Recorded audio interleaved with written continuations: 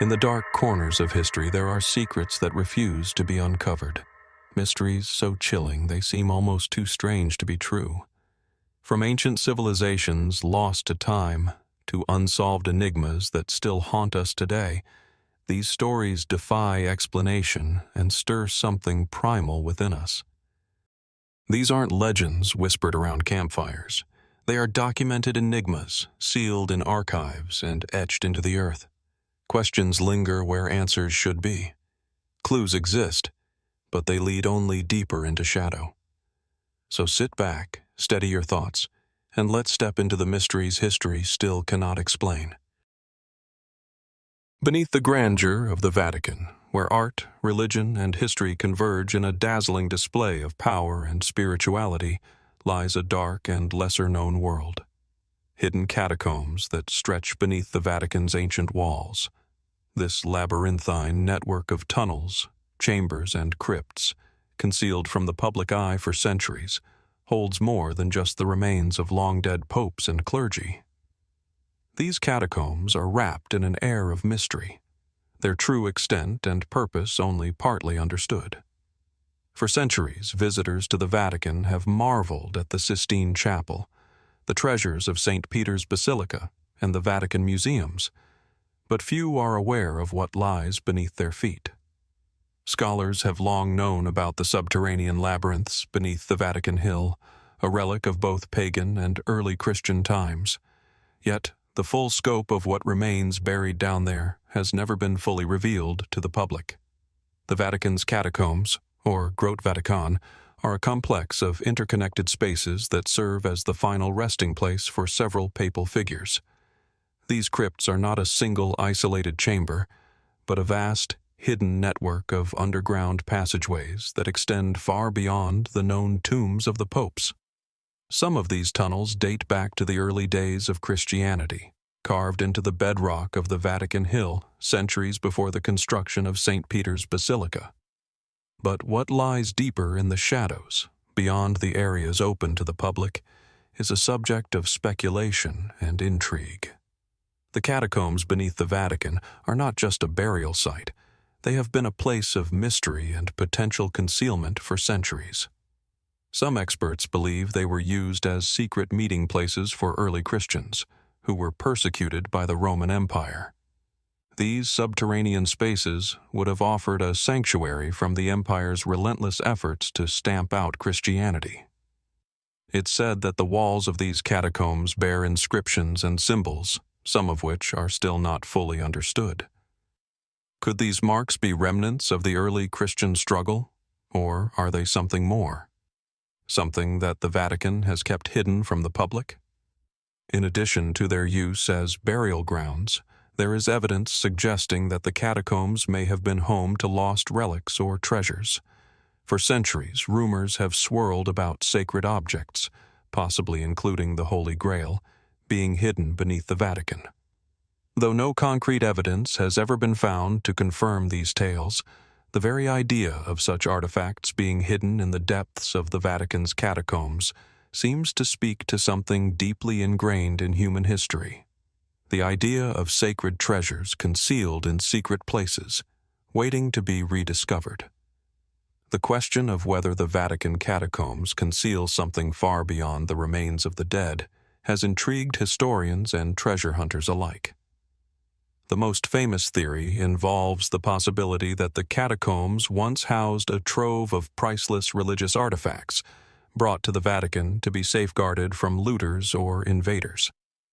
Among these objects, some suggest, could be the legendary Liber Pontificalis, a collection of early papal writings, or even the mythical Spear of Destiny, said to grant immense power to whoever possesses it.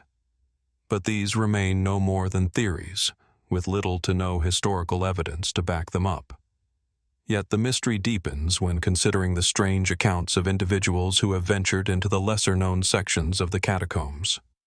Some claim to have seen symbols that should not exist, or stumbled upon crypts too well hidden for even the most diligent of archaeologists to locate. Reports of unexplained phenomena, flickering lights, eerie noises, and even ghostly apparitions have surfaced over the years, suggesting that these catacombs are not just a tomb for the dead, but possibly a repository of forgotten knowledge or power. There are even more speculative claims about the purpose of these underground spaces. Some theorize that the catacombs were not just a sanctuary for early Christians, but may have been constructed with an entirely different, esoteric purpose in mind. Could the Vatican have intentionally designed the catacombs as part of a larger, secretive network, stretching far beyond its current borders? Could these underground tunnels connect the Vatican to other sacred sites, or even to the lost cities of the ancient world? The idea of hidden knowledge, whether religious, historical, or even alchemical, being stored in the Vatican's catacombs, has its roots in centuries of secrecy and religious intrigue. The Vatican has long been the guardian of countless ancient texts, artifacts, and relics, many of which are unavailable for public viewing. Some have suggested that the Church's inner sanctum, where so many of these secrets are kept, might itself be linked to the catacombs below, hidden away from the eyes of the world. The catacombs beneath the Vatican are, in many ways, a metaphor for the mysteries that lie at the very heart of human history. With every discovery, the story becomes more complex, and yet we are still left with more questions than answers. What lies in the dark corners of these catacombs? What knowledge, if any, remains sealed away, hidden beneath centuries of stone and silence? The answers may be buried deep within the Vatican's ancient catacombs, if they even exist at all. But for now, the true extent of what lies beneath remains locked away, a haunting and unresolved mystery that invites curiosity and speculation. What might still be hidden? Only time, and perhaps a future exploration, will tell. As we continue our journey through the shadows of history, we turn our attention to another enigma, one that has eluded explorers, historians, and treasure hunters for centuries: the lost tomb of Genghis Khan. Perhaps no other figure in history is as universally recognized and yet as shrouded in mystery as the Great Khan. His empire, which spanned much of Asia and parts of Europe, was built through unrelenting conquest, but the secrets of his final resting place remain one of the most tantalizing puzzles in the annals of history. Genghis Khan, born Temujin, was the founder of the Mongol Empire, which became the largest contiguous empire the world has ever known. His reign, marked by military brilliance, ruthlessness, and extraordinary vision, left an indelible mark on the world. But for all his power and influence, the location of his tomb, where this iconic ruler was laid to rest, is as elusive as the man himself. What we do know is that Genghis Khan died in 1227, and according to Mongol tradition, his tomb was meant to remain a closely guarded secret. The legend says that after his death, his followers went to great lengths to protect his final resting place, ensuring that no one would ever find it, and for centuries they succeeded. His tomb has never been discovered, and its whereabouts remain an open question. Various accounts from the time of his death provide tantalizing clues, though they are often conflicting or vague. Some suggest that Genghis Khan was buried in the Onan River Valley, near the sacred Burkhan Khaldun mountain in what is now Mongolia. This area, deeply revered by the Mongols, is seen as a likely candidate for the location of his final resting place. But despite numerous searches and archaeological digs, no definitive evidence has ever been found to confirm the tomb's location. The mystery deepens when we consider the elaborate measures that were supposedly taken to keep the tomb hidden. According to historical accounts, after Genghis Khan's burial, the Mongol soldiers who were tasked with guarding the tomb were all killed to ensure that no one could reveal its location. In some versions of the story, the earth around the tomb was said to have been flattened and recovered with a layer of soil, so that nothing would distinguish it from the surrounding landscape. Some even believe that a massive swath of land was deliberately altered to make the tomb virtually indistinguishable from the rest of the terrain. But as with many such stories, we are left with more questions than answers. How could something as significant as the tomb of the world's most powerful man remain hidden for so long, despite centuries of exploration and investigation? Could it be that the tomb, rather than being an elaborate hiding place, was designed with such precision and care that it blends seamlessly into its surroundings, as if it was never meant to be found? In the centuries since Genghis Khan's death, a variety of theories have emerged about the location of his tomb. The most popular theory points to the area around the Onon River and Burkhan Khaldun, based on traditional Mongolian sources and the oral history passed down through generations. Archaeologists and historians have studied the region extensively, but despite the vast amounts of data, the tomb has yet to be found. Some theories suggest that the tomb is hidden under a man-made mound, perhaps covered by a large rock or structure designed to conceal the burial site. Others speculate that the tomb could be near a sacred site, meant to remain undisturbed by outsiders. And then there are the fringe theories, claims of strange, almost mystical occurrences in the region, ranging from unexplainable phenomena to stories of ancient relics that could point to the Khan's resting place. However, most of these theories remain unverified and speculative at best. What complicates matters further is the mythic status of Genghis Khan himself. To the Mongols, he was not just a conqueror, he was a godlike figure, and his tomb, therefore, would have been more than just a final resting place. It would have been a symbol of his divine power. Some believe that the Mongols went to such extreme lengths to conceal the tomb because they feared disturbing it would unleash a curse or a misfortune upon their empire. Could it be that the secrecy surrounding the tomb was tied to deeper cultural beliefs about the sacredness of the land and the power of the Khan? Over the years, several expeditions have claimed to have come close to discovering the tomb, but none have been able to confirm its location. In the early 2000s, a team of archaeologists led by the American explorer Dr. Albert U. Min Lin made headlines when they used ground-penetrating radar to survey the area near Burkhan Khaldun. Their technology suggested the presence of large, unexplored structures beneath the earth, but despite further investigation, no conclusive evidence was found. Could the tomb still lie hidden beneath the rugged terrain of Mongolia, its secrets locked away for all eternity? Or might it be somewhere entirely unexpected, perhaps lost to history in a more deliberate manner, hidden far from its original resting place? One theory even suggests that the tomb might not be in Mongolia at all, but somewhere deeper in the heart of China, where Genghis Khan's empire stretched to its greatest extent. Despite the centuries of searching, it seems as though the tomb of Genghis Khan remains as elusive as the man himself. Perhaps it was never meant to be found, its secrecy deliberately preserved by the Mongol Empire for reasons lost to time. And yet, the search continues, with each new expedition offering the hope that the final resting place of one of history's greatest conquerors might one day be uncovered. But until that day comes, the mystery endures. The tomb of Genghis Khan is a ghost, a monument to a legacy that shaped the world in ways we are still trying to understand. Could it still be out there, waiting to be discovered? Or is it lost forever, just another part of the legend that surrounds this extraordinary figure? Only time will tell. As we move forward in our exploration of history's most chilling mysteries, we arrive at a discovery that has captivated archaeologists and adventurers alike: the lost Golden City of Egypt. Unearthed only recently, in 2020, this ancient settlement, known as the Rise of Aten, was buried beneath the sands of the Egyptian desert for over 3,000 years.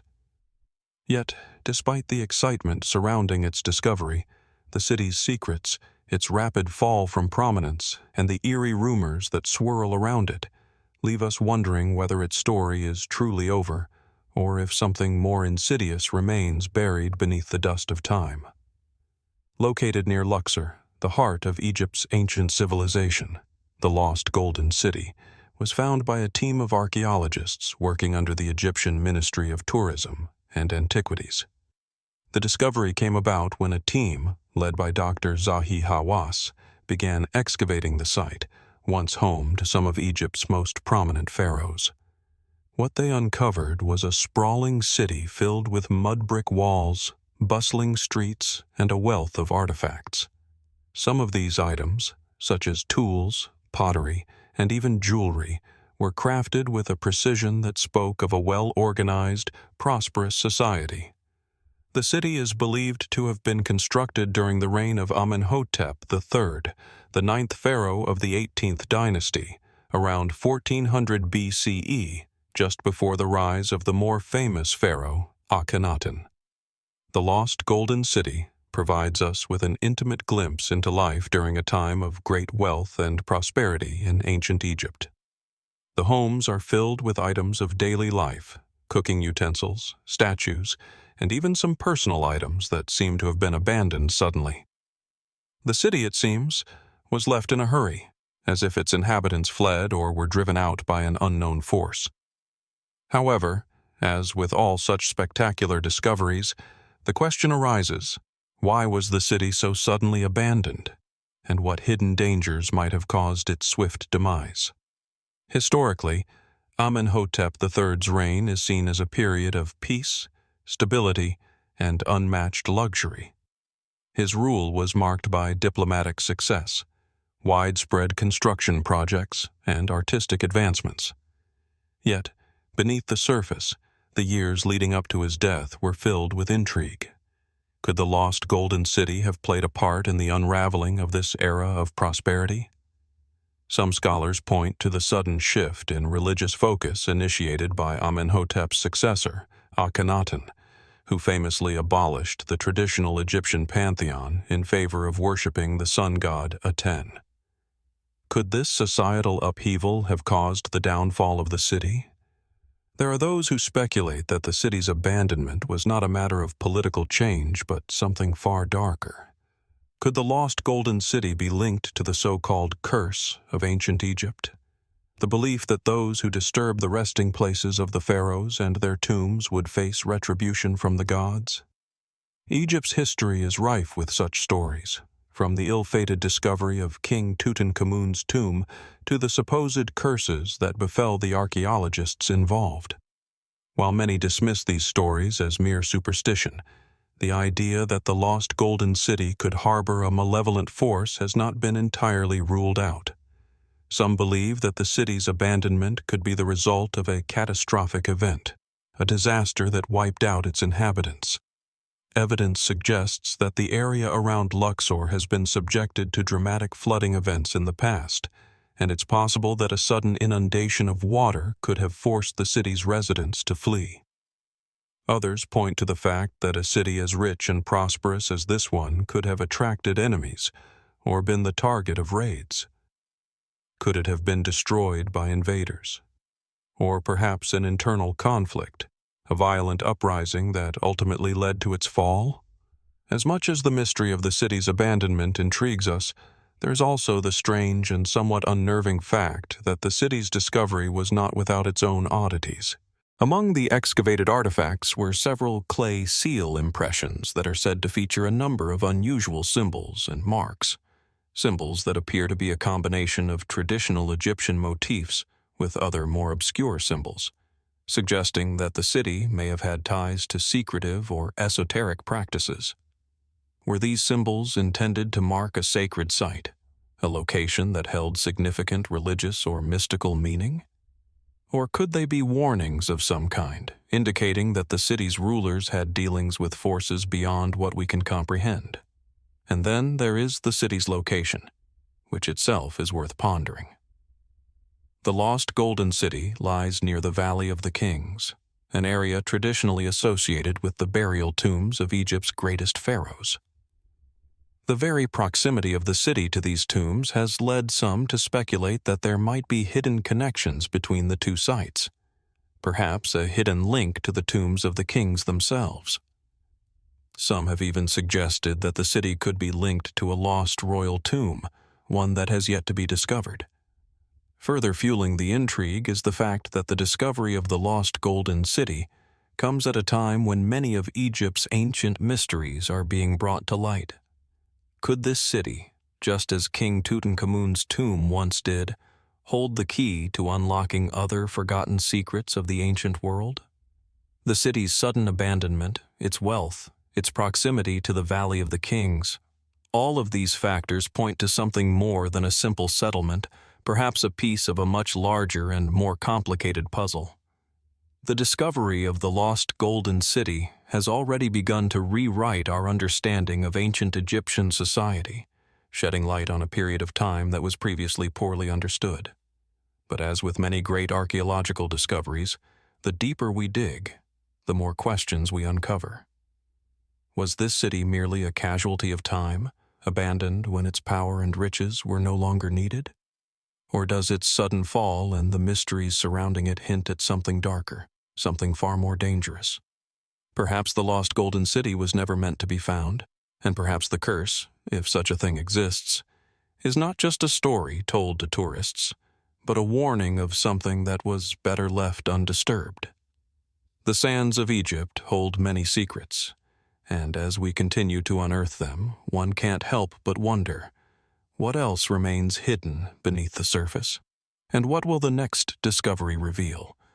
The answers may still lie buried in the sands, waiting for those brave enough to uncover them.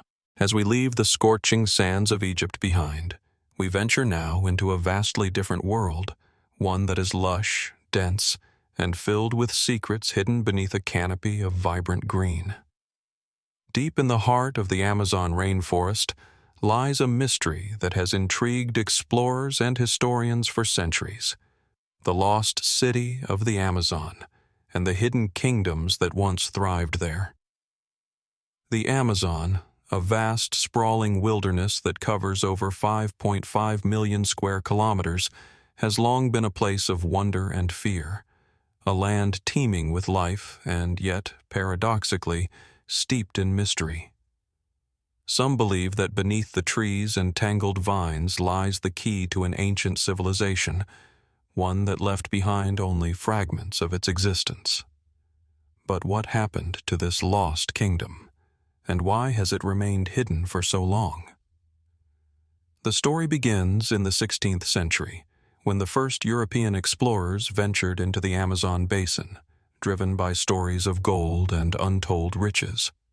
These explorers, such as the infamous Francisco Orellana, were some of the first to set eyes on what they described as a vast, complex civilization, a civilization that seemed to rise and fall almost overnight. According to their accounts, the region was home to highly organized, large cities with sophisticated infrastructure and a deep understanding of agriculture and architecture. They spoke of kingdoms so grand they would rival those of the Old World. Yet, curiously, no evidence of these cities was ever found. Over the centuries, the Amazon's dense, unforgiving jungle swallowed up all traces of these so-called lost cities. For years, historians believed that the stories of these kingdoms were mere exaggerations, that the explorers had either misunderstood what they saw or were simply caught up in the fevered fantasies of discovering a golden empire. Yet, as the years passed and technology advanced, a new picture of the Amazon began to emerge, one that suggested that these explorers might not have been entirely wrong. In the past few decades, a series of groundbreaking discoveries has reignited interest in the idea of lost cities and hidden kingdoms within the Amazon. Archaeological teams, using cutting-edge tools such as LiDAR, light detection, and ranging, have managed to see through the thick canopy of trees that has long obscured the Amazon's ancient past. What they've found is nothing short of astonishing. In 2018, a team of scientists uncovered evidence of a vast network of ancient cities, connected by sophisticated roads, canals, and large earthen mounds, complex infrastructure that indicated a highly advanced and well-organized society.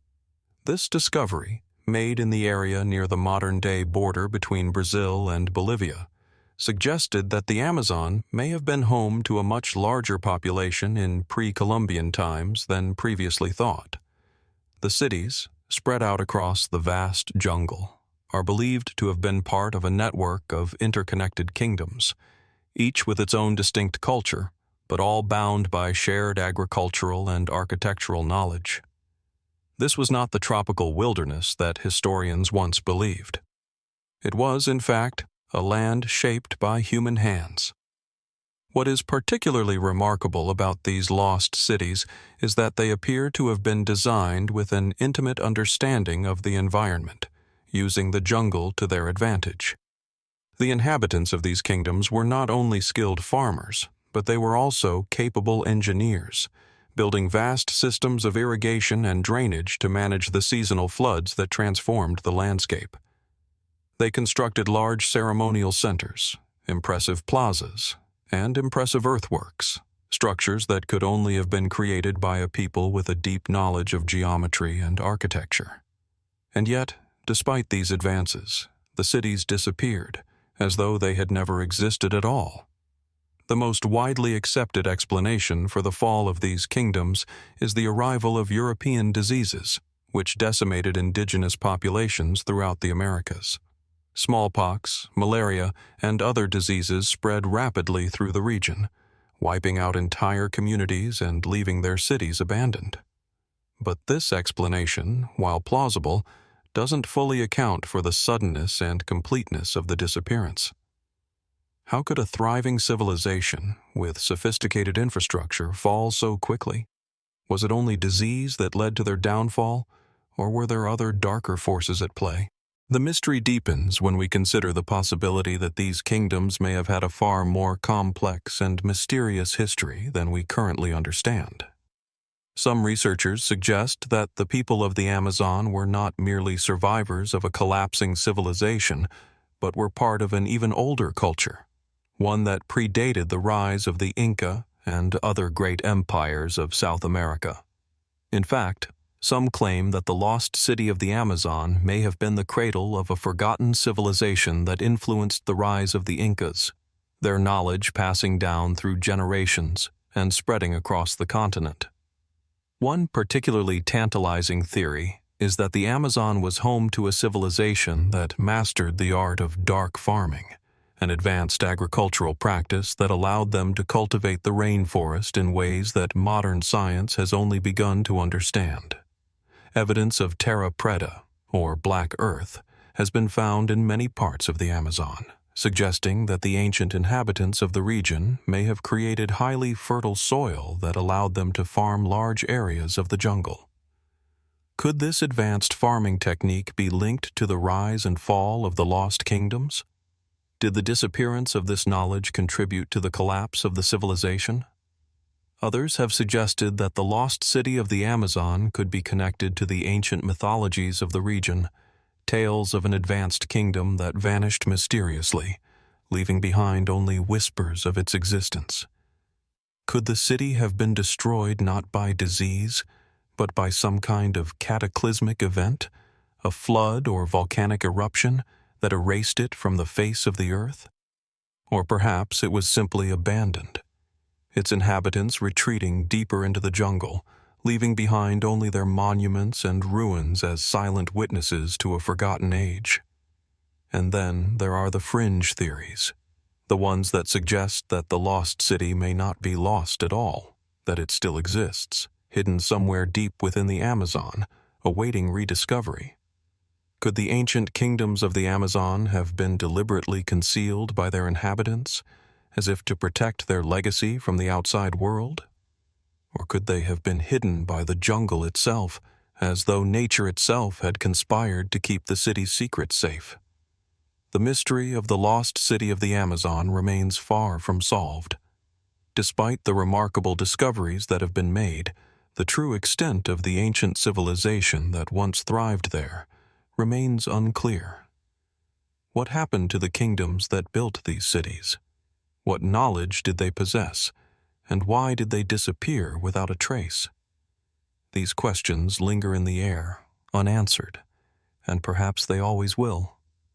The jungle, thick with centuries of growth, continues to guard its secrets. But for those who are willing to search, The Amazon holds more than just trees and wildlife. It holds the possibility of a forgotten past, one that may still be waiting to be uncovered. From the dense jungles of the Amazon to the sun-scorched deserts of Egypt, we've explored lost cities, hidden tombs, and forgotten kingdoms.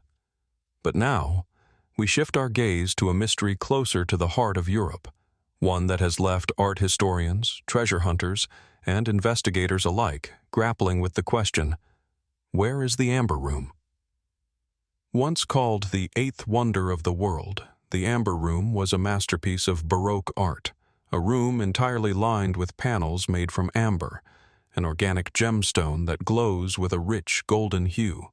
It was created in the early 18th century by German craftsmen Andreas Schluter and Bartolomeo Rastrelli in collaboration with Russian artisans, and was originally housed in the Catherine Palace of Tsarskoye Selo, just outside St. Petersburg, Russia.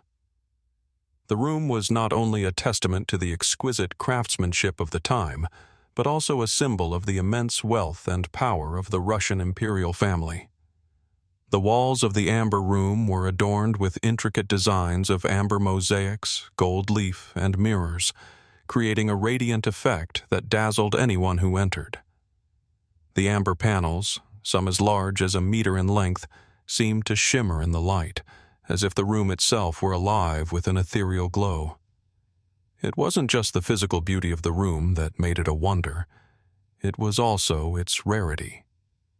Amber, being a precious and fragile material, made the Amber Room a unique creation, one that was unrivaled in the world.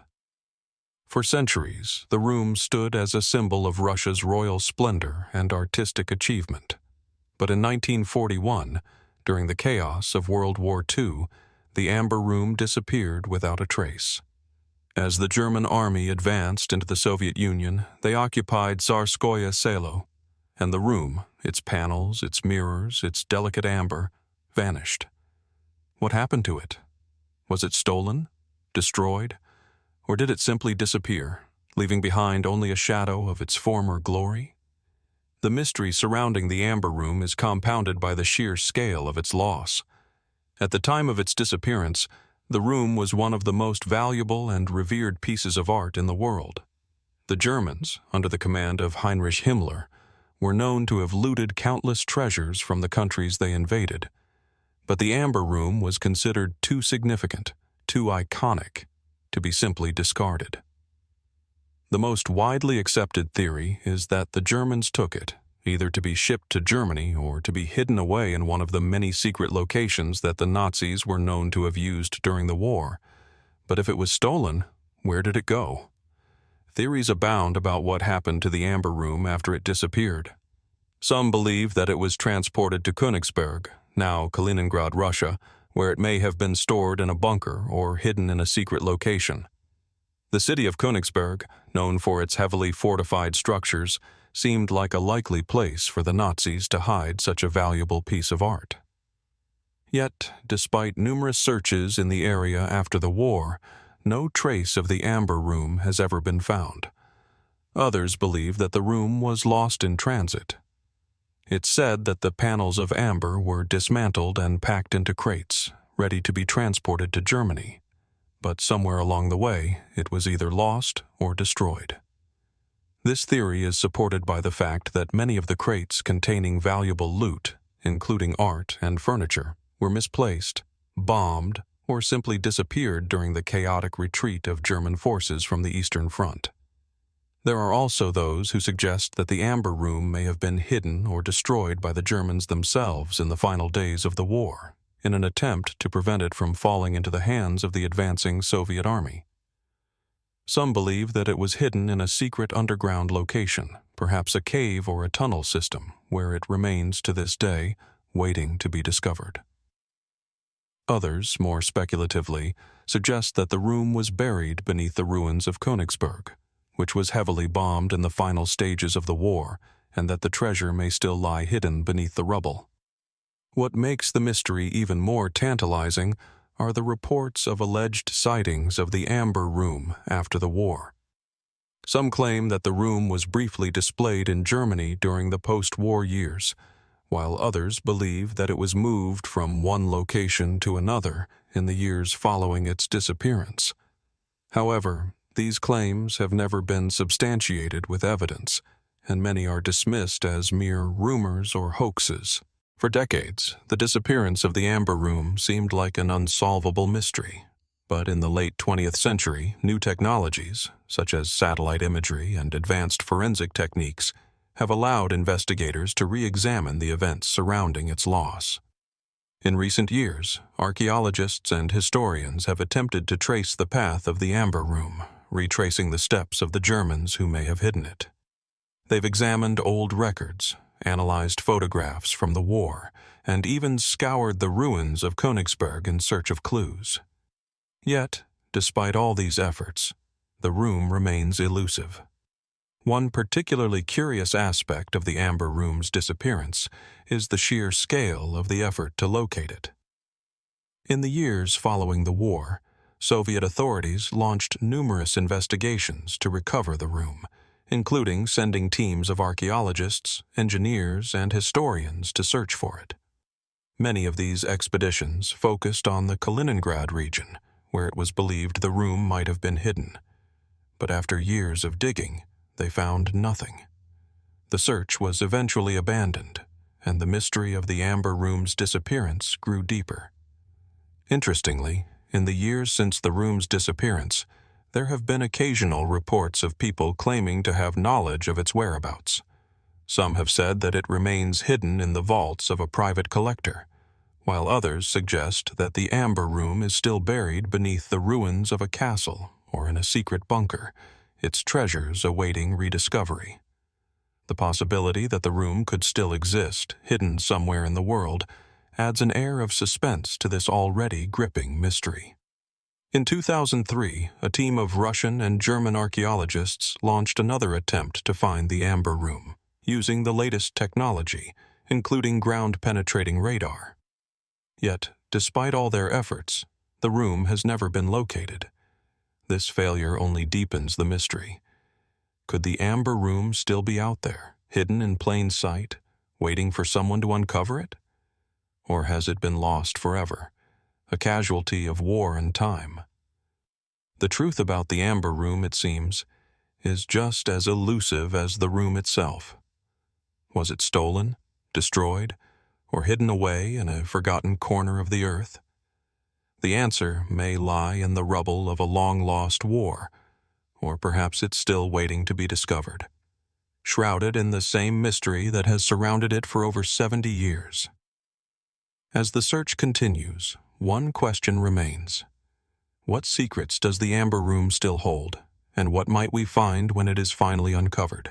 As we move from the glittering world of priceless treasures to the dark, untold stories of lost civilizations, we turn our attention to a forgotten chapter in the early history of North America, one that remains shrouded in mystery to this day. Situated along the banks of the St. Johns River in what is now Florida, Fort Caroline was once the heart of a French colony in the New World. Established in 1564, it stood as a bold attempt by the French to claim territory in an age dominated by Spanish and English explorers.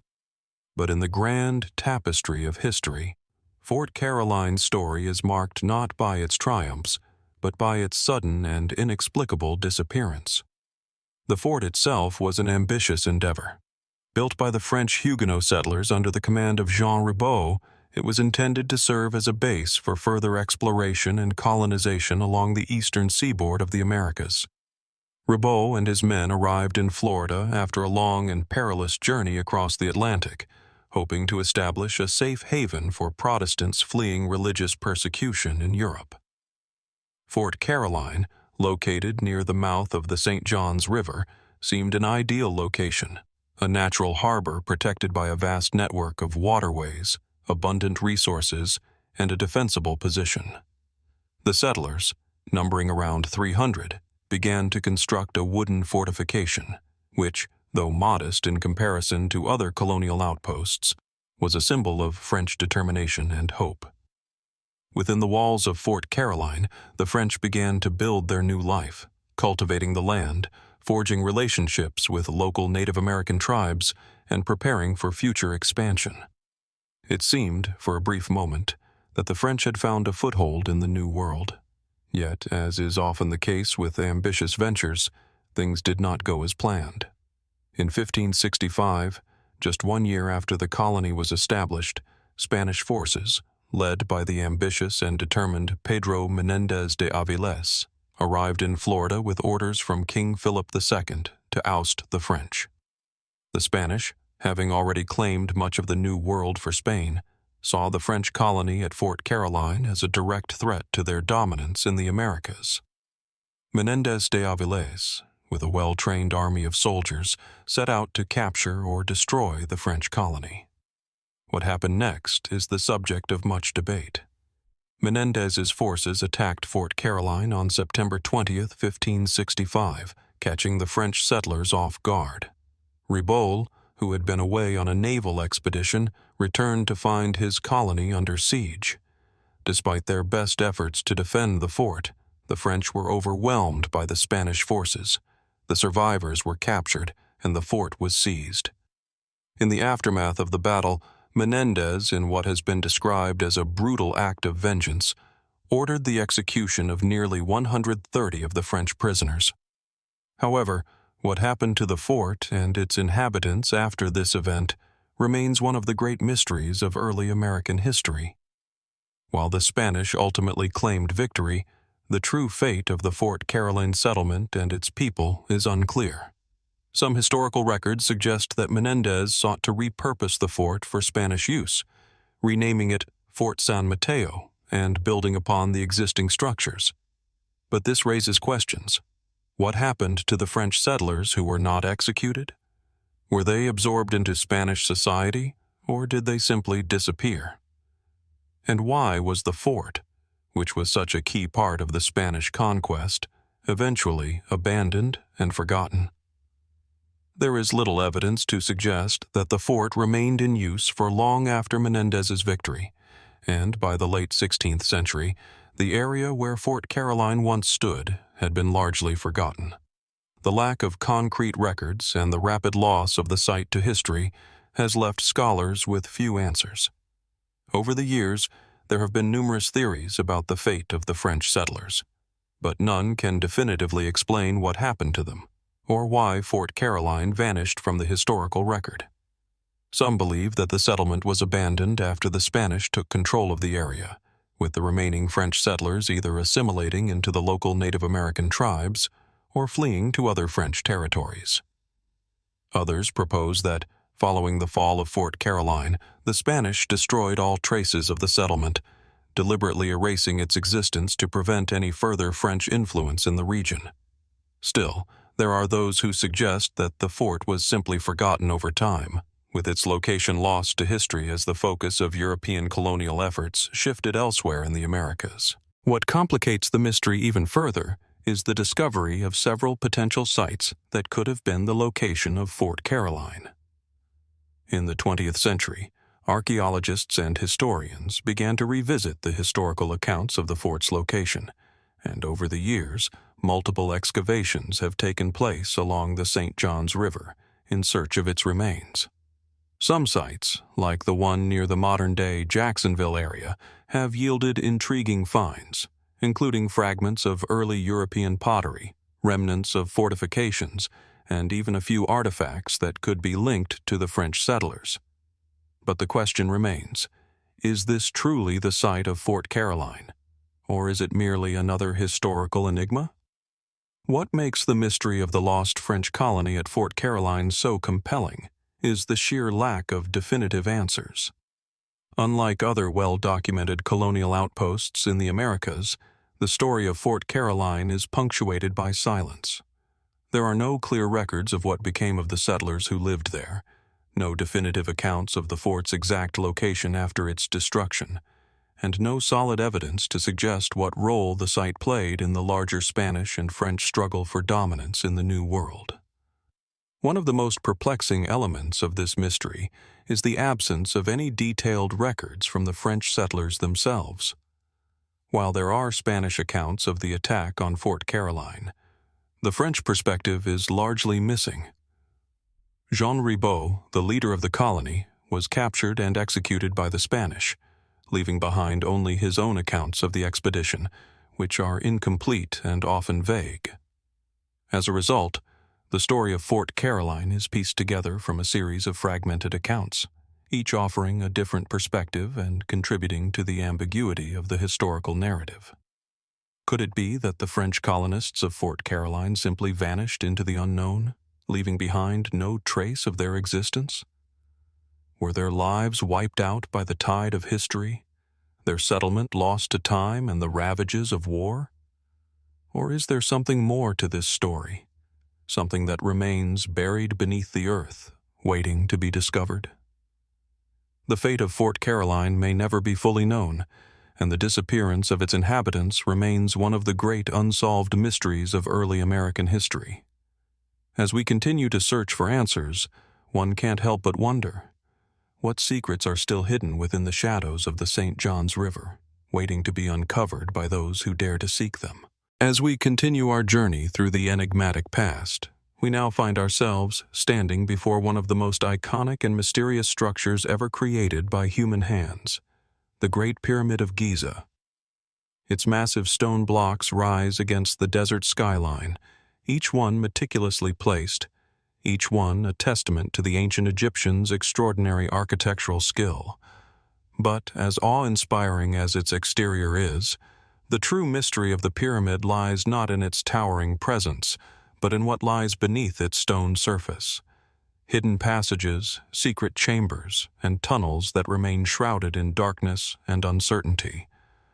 The Great Pyramid, also known as the Pyramid of Khufu or Cheops, was built around 4,500 years ago during Egypt's Fourth Dynasty. Standing at 481 feet, 147 meters, tall, it was the tallest man-made structure in the world for over 3,800 years. Today, it is the last of the original 7 wonders of the ancient world still standing, its smooth limestone casing worn away by time, yet its grandeur still breathtaking. But despite centuries of study and exploration, we still know remarkably little about its inner workings, specifically the network of tunnels and chambers that lie hidden deep within its stone walls. For centuries, archaeologists have speculated about the purpose of these tunnels. Some believe that the pyramid was a tomb, constructed to house the remains of the pharaoh Khufu and the treasures he would need in the afterlife. But others suggest that there may be more to the pyramid than meets the eye, a complex system of hidden chambers, tunnels, and passages that may have served a purpose far beyond mere burial. The first known exploration of the Great Pyramid's interior was undertaken by the Arab historian and scholar al-Makrizi in the 15th century, who reported the existence of narrow, winding passages and hidden chambers inside the pyramid. Since then, numerous expeditions have sought to uncover the pyramid's secrets with varying degrees of success. Some of the earliest explorers, including the British engineer John Perring and the French Egyptologist Auguste Mariette, made significant discoveries, mapping out the known chambers and passageways within the pyramid. But as exploration progressed, it became clear that there were areas of the pyramid that remained unexplored, and perhaps intentionally so. In the late 19th and early 20th centuries, archaeologists began to document the discovery of hidden shafts and tunnels, some of which led to sealed-off chambers deep within the pyramid. These tunnels, many of which were discovered by accident, seem to defy explanation, and their purpose remains a subject of intense debate. In recent years, technology has played a key role in revealing more about the pyramid's hidden structures. In 2015, a team of scientists using infrared thermography and cosmic ray imaging techniques discovered an unusual void within the pyramid's north face, a chamber that had never been seen before. The discovery, while exciting, raised even more questions. What could this hidden space contain? Was it a secret chamber, a burial vault, or something else entirely? The discovery was hailed as one of the most significant breakthroughs in Egyptology in decades, but it also underscored just how much we still have yet to learn about this ancient monument. Some experts suggest that these hidden chambers and tunnels may have been part of the pyramid's original construction, serving as pathways or ventilation shafts, perhaps related to the process of entombing the pharaoh. Others, however, believe that the tunnels could have been added much later, potentially by later pharaohs or tomb robbers seeking to conceal their treasures or hide the pyramid's true secrets. The theory that the Great Pyramid may have once been a site of active ritual or mysticism is also not without merit.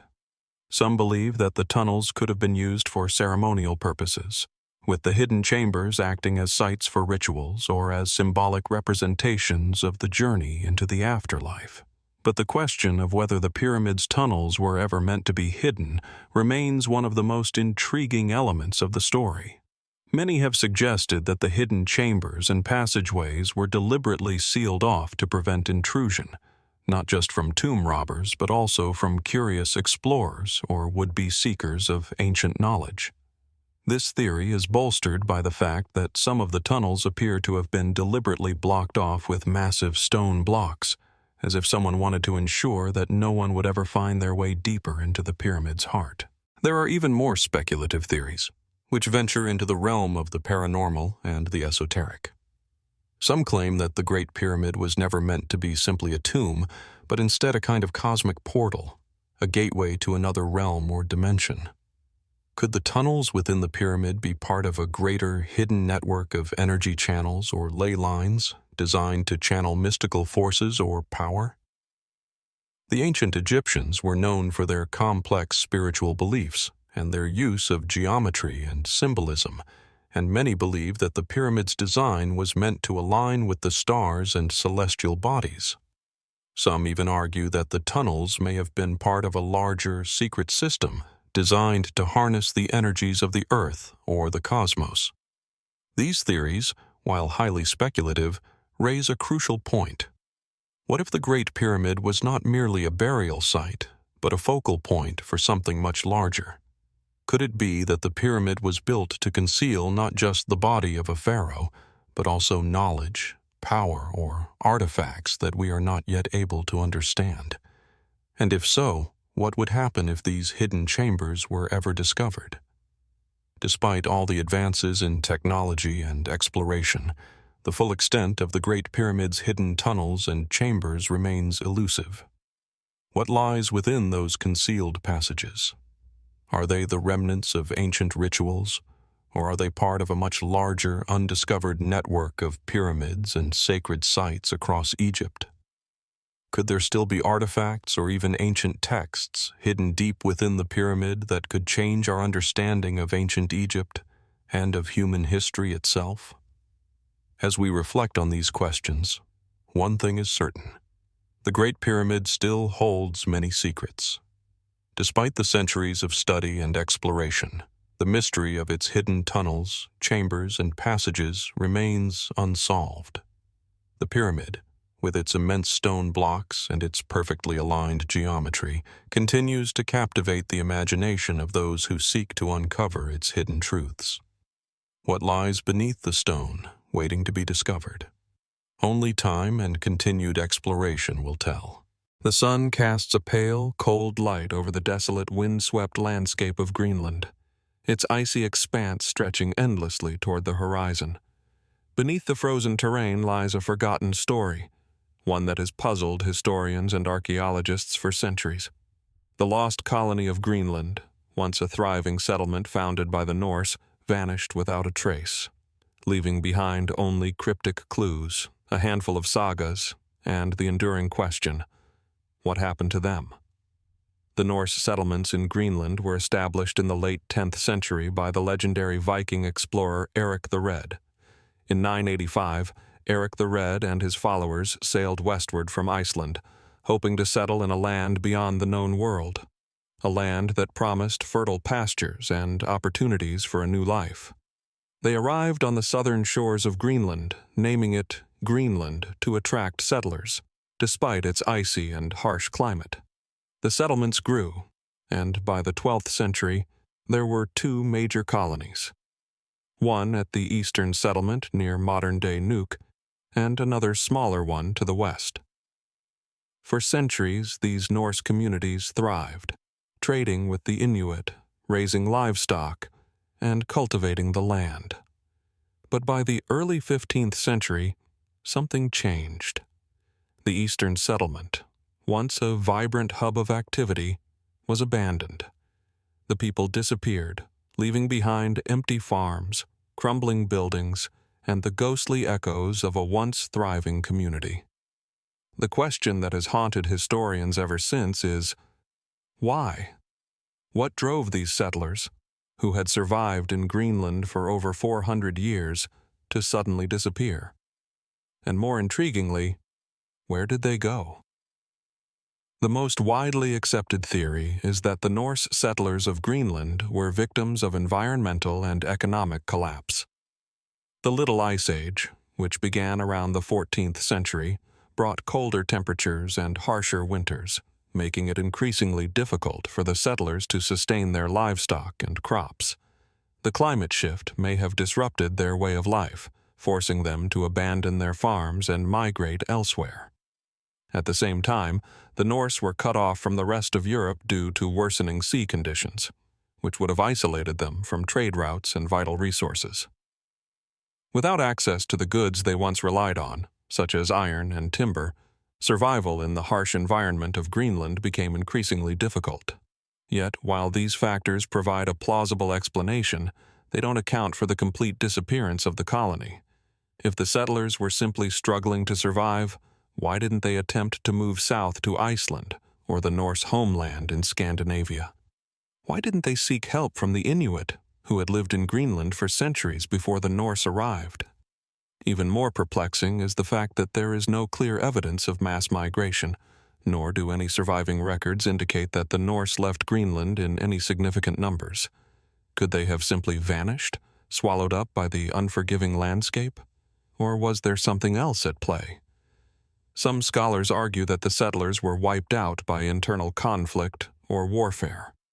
The relationship between the Norse and the Inuit was complex, with periods of peaceful coexistence followed by violent clashes.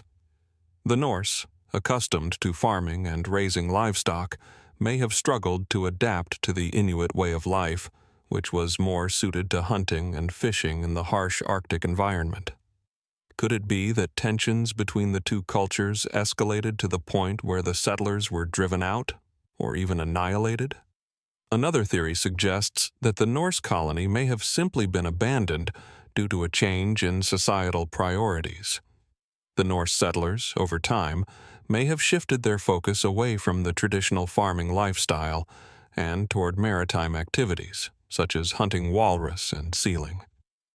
This change in lifestyle could have led to the breakdown of the social structure, causing the community to fragment and eventually dissolve. There is evidence that the Norse of Greenland had a profitable trade in walrus ivory, which they exchanged with European markets, but this trade dwindled in the 15th century, possibly contributing to the colony's decline.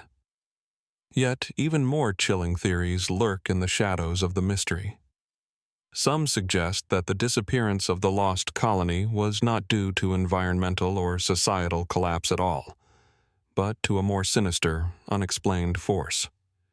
Could the settlers have been victims of a supernatural event, or perhaps a curse? The Norse, like many ancient cultures, believed in the power of gods, spirits, and forces beyond human understanding. Could something dark and otherworldly have driven them to abandon their homes, leaving behind only the ruins of their once thriving civilization? Even today, the disappearance of the Greenland Norse remains a topic of speculation, with no definitive answers. In the 20th century, researchers using modern techniques, such as satellite imagery and ice core sampling, have found evidence that suggests that the Norse may have left Greenland much earlier than previously thought, possibly as early as the 14th century, well before the climate became colder in the Little Ice Age. Could it be that the Norse were simply gone before the environmental changes hit hard, or was there something more catastrophic that drove them away? Perhaps the most compelling aspect of the lost colony's mystery is the lack of tangible evidence. Unlike the ruins of other ancient civilizations, where artifacts, written records, and remnants of daily life provide clues to their fate, the Greenland Norse left little behind. The farms and buildings they constructed have long since decayed, and only a handful of written accounts from Icelandic sagas provide us with a glimpse into their lives. These sagas, though rich with detail, are often vague or inconsistent, making it difficult to piece together an accurate picture of the settlers' final years. Despite the efforts of archaeologists and historians, the fate of the lost colony of Greenland remains elusive. Excavations in the eastern settlement, once believed to be the heart of the Norse community, have yielded little in the way of definitive answers. No mass graves have been found, no clear signs of violence or conflict, and no written records or accounts that might explain the settlers' disappearance. The climate data, while revealing a shift in temperature, offers no clear cause for the sudden departure. And yet, the mystery endures. Could the lost colony of Greenland still hold its secrets beneath the ice and snow, waiting to be uncovered by future explorers? Or, as some believe, might the answer lie hidden in forgotten Viking sagas or oral traditions, lost to time and never to be rediscovered? The disappearance of the Norse settlers of Greenland is a mystery that refuses to let go, its shadow stretching long across the barren, ice-covered landscape. What really happened to them? Only the frozen silence of the Arctic may know. As we leave behind the harsh landscapes of Greenland, we step into the world of Roman luxury, where ancient stone and marble once gleamed under the weight of centuries of tradition.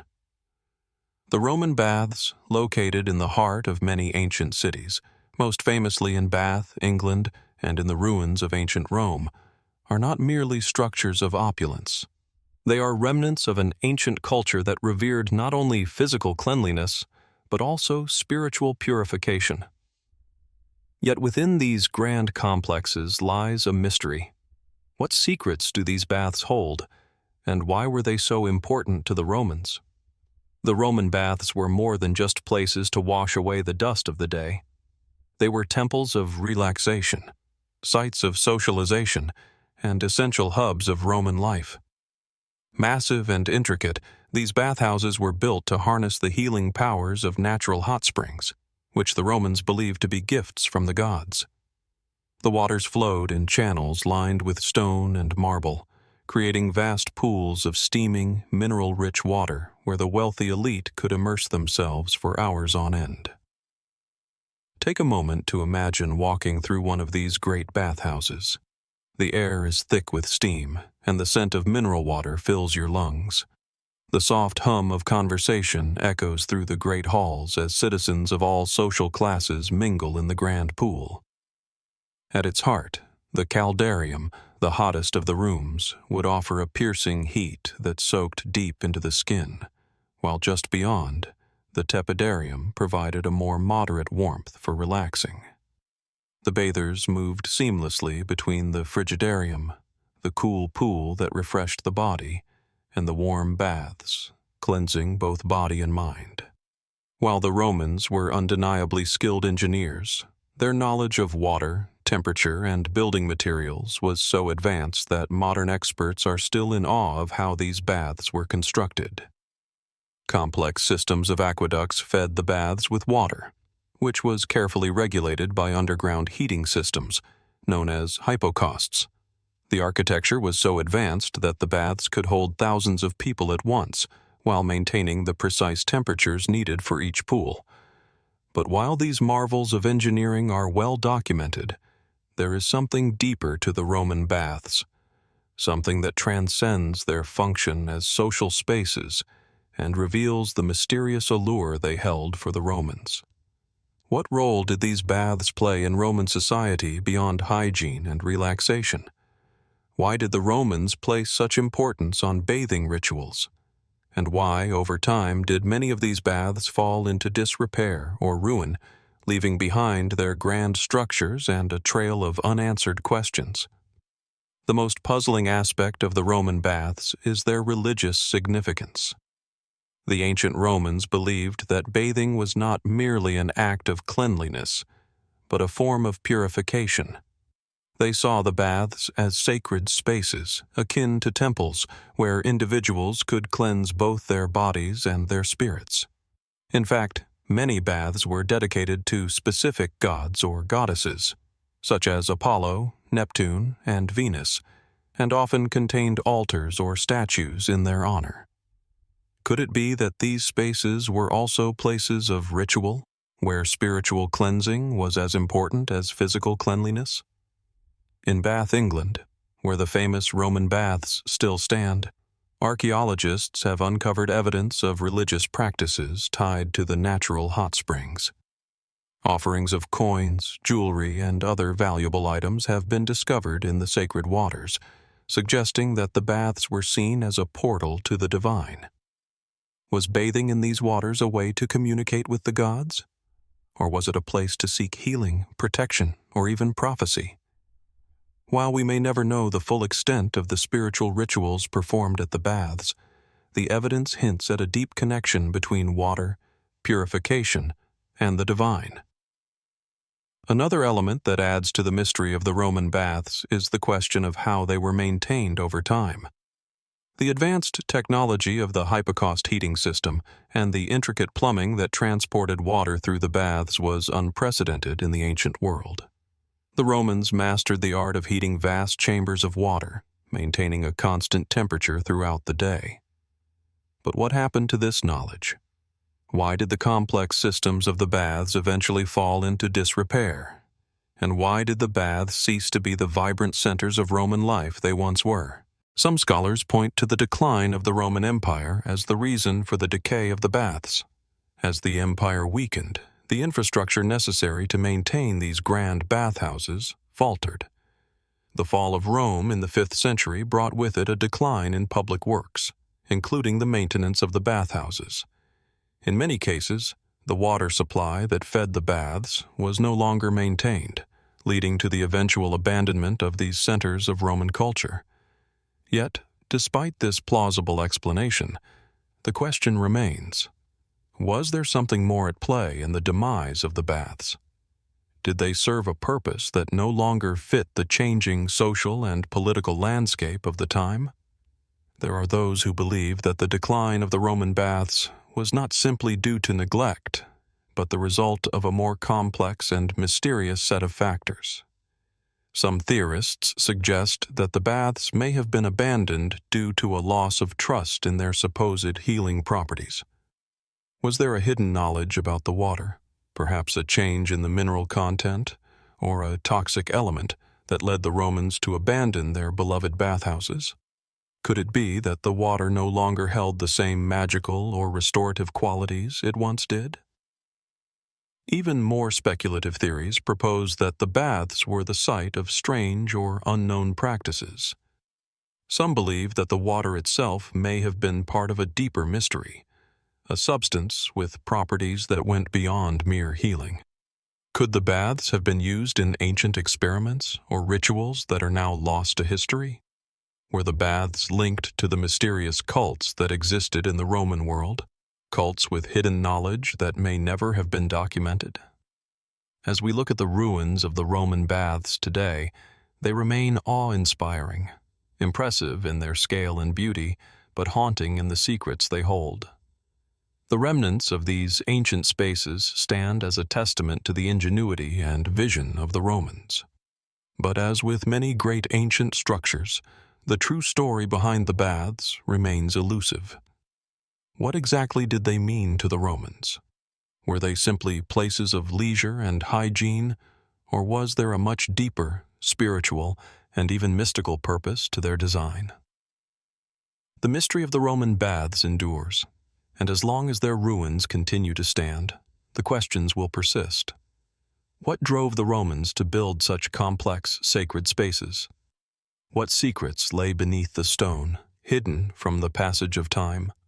And perhaps most intriguingly, what knowledge was lost with the decline of these magnificent bathhouses? Only time and further exploration may reveal what truly lies beneath the surface of this ancient enigma. As we leave behind the luxurious and mysterious Roman baths, we turn our gaze once again to the vast expanse of the world, this time through the lens of ancient maps. These maps, created long before the advent of modern cartography, are some of the most enigmatic objects from antiquity, offering us glimpses of a world as it was perceived by civilizations long lost to time. Some of these maps depict lands that were never seen by the mapmakers themselves. Others show continents that were unknown to the ancient world. Yet, despite their historical importance, the meaning and origins of many of these maps remain shrouded in mystery. One of the most famous and puzzling of these ancient maps is the Piri Reis map, created in 1513 by the Ottoman admiral and cartographer Piri Reis. This map depicts parts of Europe, Africa, and the Americas. But what sets it apart is the extraordinary detail of the South American coast, including a depiction of Antarctica, an impossibly accurate portrayal of the continent's coastline, one that was not officially discovered until centuries later, in the early 19th century. What makes the Piri Reis map even more intriguing is that it appears to have been based on sources that predate Piri Reis's time by hundreds, if not thousands, of years. The map's remarkable accuracy has led some to speculate that ancient civilizations, long lost to history, may have had knowledge of the world on a scale we do not fully understand. How could a 16th century mapmaker create such an accurate representation of a land that was not officially discovered until much later? Could it be that ancient civilizations possessed knowledge and navigational techniques that were far ahead of their time? This leads us to another map that has baffled historians and cartographers for centuries: the Ptolemaic map. Created by the Greek geographer Claudius Ptolemy in the 2nd century AD, the Ptolemaic map represents the known world at the time, stretching from Europe to Africa and Asia. While this map is largely accurate in terms of the territories that were familiar to the ancient Greeks and Romans, it also contains curious features, strange landmasses and bodies of water that do not correspond with any known geography of the time. Most perplexing of all are the depictions of distant lands that were not known to the Greeks or Romans, suggesting that the map may have been based on sources that are now lost to history. How did Ptolemy come to possess this knowledge?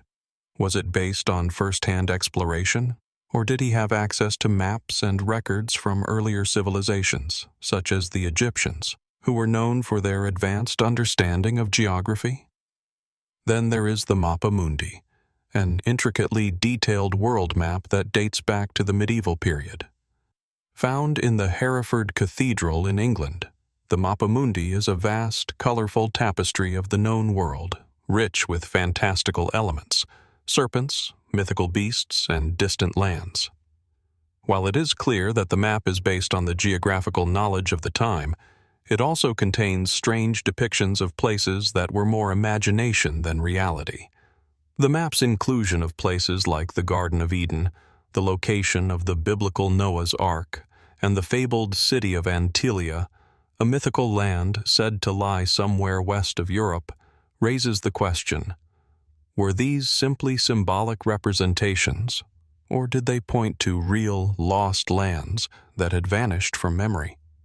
The inclusion of fantastical elements on the Mappa Mundi suggests that ancient mapmakers were not just documenting the known world, but also interpreting it through a lens of myth, legend, and religious belief. Did these maps serve a purely practical purpose, or were they also designed to tell a story, one that combined the physical world with the metaphysical, the real with the imagined? What is perhaps most fascinating about these ancient maps is how they challenge our understanding of the exploration and knowledge of the ancient world. We often think of ancient civilizations as isolated and limited in their scope of knowledge. Yet, these maps suggest something more complex. Perhaps ancient peoples were far more interconnected than we realize. The Piri race map, for example, is based on a variety of sources, including Greek, Roman, and even possibly Egyptian maps. Could it be that ancient seafaring civilizations, like the Phoenicians, had far-reaching trade routes that connected them to distant lands long before recorded history? And if so, what might have been lost in the annals of time that could explain these mysterious, ancient depictions of the world? Another theory that emerges from these maps is the idea of ancient global exploration. Some believe that civilizations as far back as the Egyptians or the Babylonians had knowledge of distant lands, and that their maps, like those of Piri Reis or Ptolemy, reflect a much wider world than we have been led to believe. The possibility that the Egyptians sailed to the Americas, or that ancient explorers mapped Antarctica long before modern explorers, suggests that there may have been ancient, advanced civilizations whose knowledge was passed down through the ages, only to be lost or suppressed as time wore on. Could it be that these ancient civilizations were more connected and knowledgeable than we have realized, and that their maps are evidence of a forgotten, prehistorical global network? Yet, while these theories are captivating, they are not without their critics. Many historians argue that the strange features of these maps, such as the accurate depiction of Antarctica or the mythical lands on the Mappa Mundi, are simply the result of cartographic error, misinterpretation, or artistic embellishment. They suggest that these maps were not meant to be taken literally, but rather were attempts to represent the known world in symbolic or conceptual terms. And while the accuracy of the Piri race map and others is impressive, it may simply reflect the craftsmanship of skilled map makers rather than evidence of ancient global exploration. Despite the reasonable explanations, the questions surrounding these maps remain. How could a map created in the 2nd century AD contain details that were not known to the ancient world? Why would a 16th century map of the Americas feature an accurate depiction of Antarctica long before the continent was discovered? Were these maps simply works of art, or do they contain hidden knowledge waiting to be rediscovered? What did the map makers know, and what have we lost over time that could illuminate these mysteries? As we stand in front of these ancient maps today, we are left to ponder. What secrets do these maps hold? What knowledge has been lost to the sands of time, and what might still be hidden in the cracks between history and legend? With each new discovery, the mystery deepens. Only time, and perhaps new breakthroughs in technology, will reveal the full story behind these ancient cartographic puzzles. As we turn the page from the cryptic world of ancient maps to one of the most enigmatic and forgotten civilizations of antiquity, we find ourselves stepping into the heart of the Indus Valley, a civilization that flourished over 4,500 years ago, and yet remains as mysterious as the day it disappeared. Stretching across present-day Pakistan and northwest India, the cities of Harappa and Mohenjo-Daro were once thriving metropolises, their streets meticulously planned, their buildings constructed with an almost modern sense of architectural precision. Yet, despite their remarkable achievements, the Indus Valley civilization vanished from the historical record long before the rise of the great empires of Greece, Persia, and Rome. What happened to the people of this advanced civilization? And why did they disappear so abruptly? Imagine walking through the streets of Mohenjo-Daro, one of the largest and most well-known cities of the Indus Valley civilization. The sun beats down on the baked mud brick walls, casting long shadows across the narrow, bustling streets. Here, everything seems ordered, deliberate. The city is laid out in a grid pattern, with wide streets and narrow alleyways, an urban design that feels almost modern in its efficiency. Public baths, sophisticated drainage systems, and even signs of early sanitation reveal a civilization with a deep understanding of urban planning and hygiene. The Great Bath, one of the most famous features of Mohenjo-Daro, is a vast structure made of tightly fitting bricks, used perhaps for ritual bathing or public ceremonies. Its pristine waters a testament to the engineering skills of the Indus people. But despite the order and advancement of these cities, something happened. Around 1900 BCE, the Indus Valley civilization began to decline. The cities were abandoned. The people, once bustling in their daily activities, disappeared. The great urban centers, which had stood for centuries, were slowly overtaken by sand and time. Today, archaeologists can only speculate about the reasons for this dramatic and sudden collapse.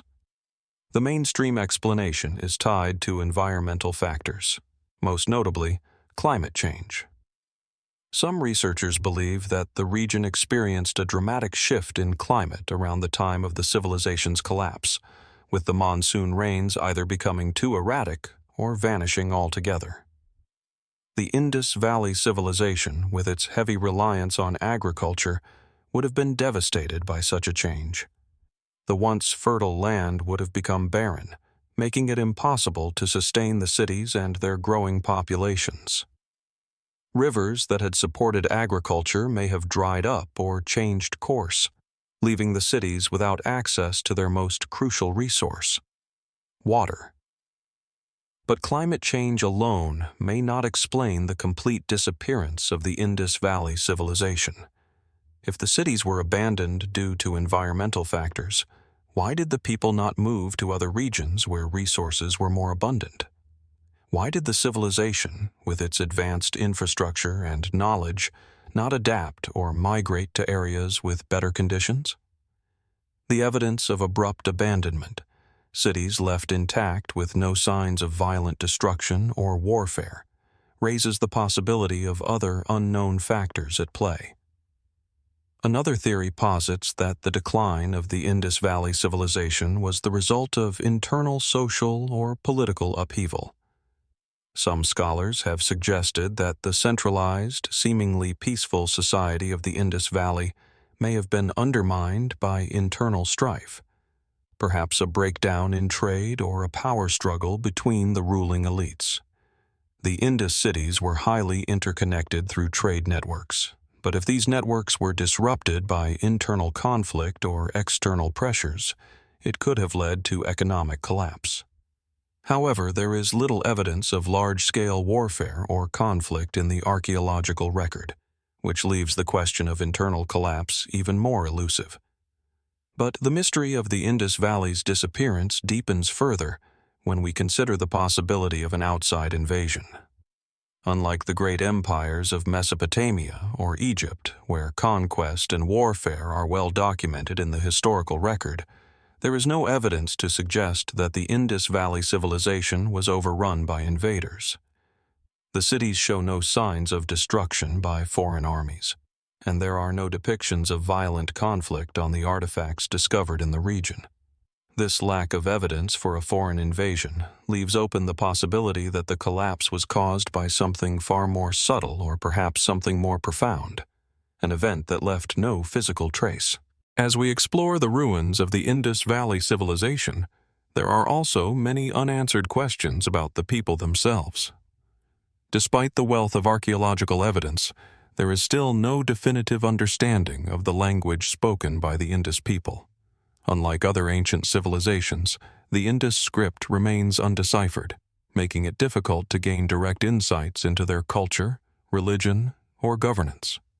The lack of written records means that much of their society remains a mystery. Who were their leaders? What gods did they worship? And what kind of worldview did they possess? The discovery of seals and small inscriptions in the Indus script suggests that they had a complex administrative system, possibly linked to trade or religious practices. However, the absence of monumental inscriptions or written texts makes it difficult to piece together a comprehensive understanding of their political and social structures. The language of the Indus Valley people, if it could be deciphered, might offer a crucial key to unlocking the mysteries of their civilization. But after more than a century of research, the Indus script remains one of the great unsolved puzzles of the ancient world. Some researchers have even speculated that the disappearance of the Indus Valley civilization might not be as sudden as it seems. Could it be that the civilization gradually faded away, with smaller towns and settlements dispersed over time, leaving no clear evidence of their ultimate fate? This theory suggests that rather than a sudden collapse, the Indus people may have adapted to the changing environment by migrating to other regions, blending into the surrounding cultures and eventually being absorbed into the larger tapestry of South Asian civilization. But there is also a fringe theory that captures the imagination. The idea that the Indus Valley civilization did not disappear at all, but instead left behind a hidden legacy that has yet to be discovered. Some believe that the people of the Indus Valley possessed knowledge or technology far ahead of their time, and that they may have migrated to distant lands, leaving behind cryptic symbols and clues that remain to be uncovered. Could it be that the civilization's influence was more far-reaching than we realize, perhaps extending into ancient Egypt, Mesopotamia, or even beyond? The connections between these ancient cultures are still a topic of much debate, but the possibility that the Indus Valley civilization's legacy persists in unexpected places is a tantalizing one. Today, the ruins of Mohenjo-Daro and Harappa stand as silent witnesses to a lost civilization that continues to captivate the minds of historians, archaeologists, and curious onlookers alike. The enigmatic disappearance of the Indus Valley civilization remains one of the great unsolved mysteries of human history. Despite centuries of excavation and research, we are still left with more questions than answers. What caused this advanced civilization to disappear? Was it the result of environmental collapse, internal strife, or external invasion? Or perhaps, as some speculate, is there a deeper, more profound reason that has yet to be revealed? The answers may still lie buried beneath the sands of time, waiting for future generations to uncover them. And until that day comes, the Indus Valley civilization will remain one of the greatest mysteries of our shared past, an enigma that continues to spark our imaginations and beckons us to look deeper into the forgotten pages of history. As we leave behind the dust and mystery of the Indus Valley, we now turn our focus to one of the most influential and enigmatic civilizations of the ancient world, the Babylonians. Nestled along the banks of the Tigris and Euphrates rivers, Babylon was the heart of Mesopotamian civilization.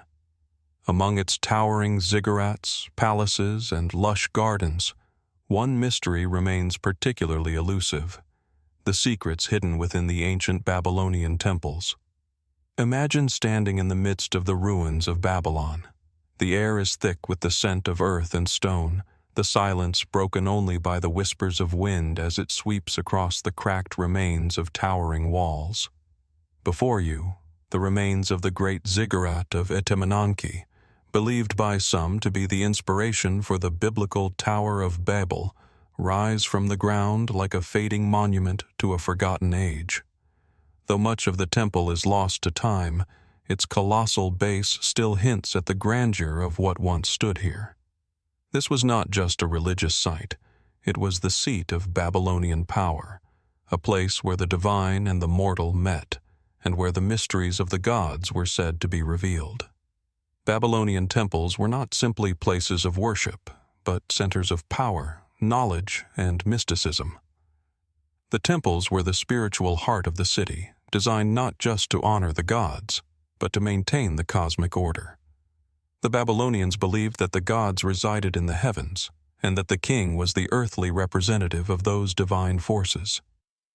These temples were places where the king and high priests would conduct elaborate rituals, making offerings to the gods and seeking favor for the prosperity of the kingdom. But what secrets did these ancient temples hold? What knowledge did they conceal within their sacred walls, and why do some believe these temples were designed to preserve a deeper mystery, one that still eludes us today? One of the most significant of these temples was the Isagala, the great temple dedicated to Marduk, the chief deity of Babylon. Located in the heart of the city, Isagala was said to house the god statue, a sacred idol that was believed to be imbued with divine power. Marduk was not only a god of war and creation, but also of wisdom and magic, qualities that were intimately tied to the Babylonian priesthood. For centuries, the priests of Esagila were said to possess knowledge of the heavens, of astrology, and of hidden divine laws that governed the cosmos. The temple itself was designed to reflect the universe in microcosm. Its inner sanctum, where Marduk's statue resided, was thought to mirror the celestial realms, and its very construction was believed to align with the stars and planets. But while the grandeur of the Isagila temple is well documented, the specifics of its rituals and the knowledge that was preserved within its walls remain tantalizingly out of reach. We know, for example, that the Babylonians were master astronomers and mathematicians, and that their priests used the night sky as a celestial map, charting the movements of stars, planets, and constellations with incredible precision. But what knowledge exactly did they possess? Some scholars believe that the Babylonians knew more about the cosmos than we give them credit for. Could they have had an understanding of the stars that was more advanced than what we see in surviving records? Perhaps one of the greatest mysteries of Babylonian temples is the Enuma Elish, the Babylonian creation myth, which was closely tied to the rituals conducted in these sacred spaces. The Enuma Elish tells the story of Marduk's rise to power, his victory over the primordial sea goddess Tiamat, and his subsequent creation of the world. The myth is rich with symbolism, and it is believed that certain rituals within the Babylonian temples were designed to reenact the cosmic battle between Marduk and Tiamat. But there is something more hidden in these stories. In many versions of the myth, the victory of Marduk represents the establishment of order from chaos. But could it also be a metaphor for the establishment of a hidden cosmic knowledge that was passed down through the priesthood? In addition to the myths, Babylonian temples were also repositories of a vast library of cuneiform tablets, some of which have survived the ravages of time. These tablets contain a wealth of knowledge, astronomical observations, mathematical treatises, and legal codes, but they also contain something far more mysterious. Among the tablets found in Babylon were references to secret knowledge and forbidden wisdom. What was this secret knowledge? Could it have been linked to ancient rituals, or even to a deeper understanding of the universe, such as the concept of divine mathematics or a secret code that governed the cosmos? The ziggurat of Etemenanke, in particular, holds a special place in these mysteries. Its construction, which was said to reach the heavens, has led some to speculate that it was not simply a temple, but a kind of astronomical observatory, a place where Babylonian priests could study the stars and perhaps even map the movements of the planets with remarkable precision. The ziggurat's enormous size and its distinct step-like design suggest that it was meant to symbolize the connection between the heavens and the earth. Could the temple have been a focal point for the priests to access divine knowledge or even manipulate cosmic forces? The very idea that such a massive structure was built to honor the gods raises an intriguing question. Was there more to its design than simple religious devotion? One of the more speculative theories surrounding the temples of Babylon is that they were not just places of worship or observation, but actual centers for the practice of ancient rituals involving hidden energy. Some believe that the Babylonians, like other ancient cultures, may have used sacred geometry or even sound to channel energy. The ziggurats, with their vast steps and alignment to the heavens, could have been designed to harness and focus cosmic forces, perhaps even creating a form of energy that was perceived as magical. Did these temples hold the key to unlocking a deeper understanding of the physical world, one that modern science is only beginning to explore? There is also the question of the Babylonian priests' access to celestial knowledge. The Babylonians were among the first to systematically study astrology, and their ability to predict the movements of celestial bodies with uncanny accuracy was legendary. Some suggest that the knowledge of the stars was not merely practical or religious, but could have been part of a much larger cosmic secret passed down through the temples. Could the priests have known something about the stars that was lost to later generations?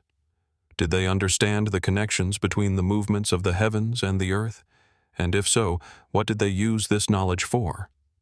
The mysteries surrounding the Babylonian temples are vast and unresolved. While we have a wealth of surviving texts and archaeological evidence, much of the knowledge and purpose behind these temples remains beyond our grasp. Were they simply grand religious monuments, or did they house secrets that the Babylonians believed were too sacred to be shared with the outside world?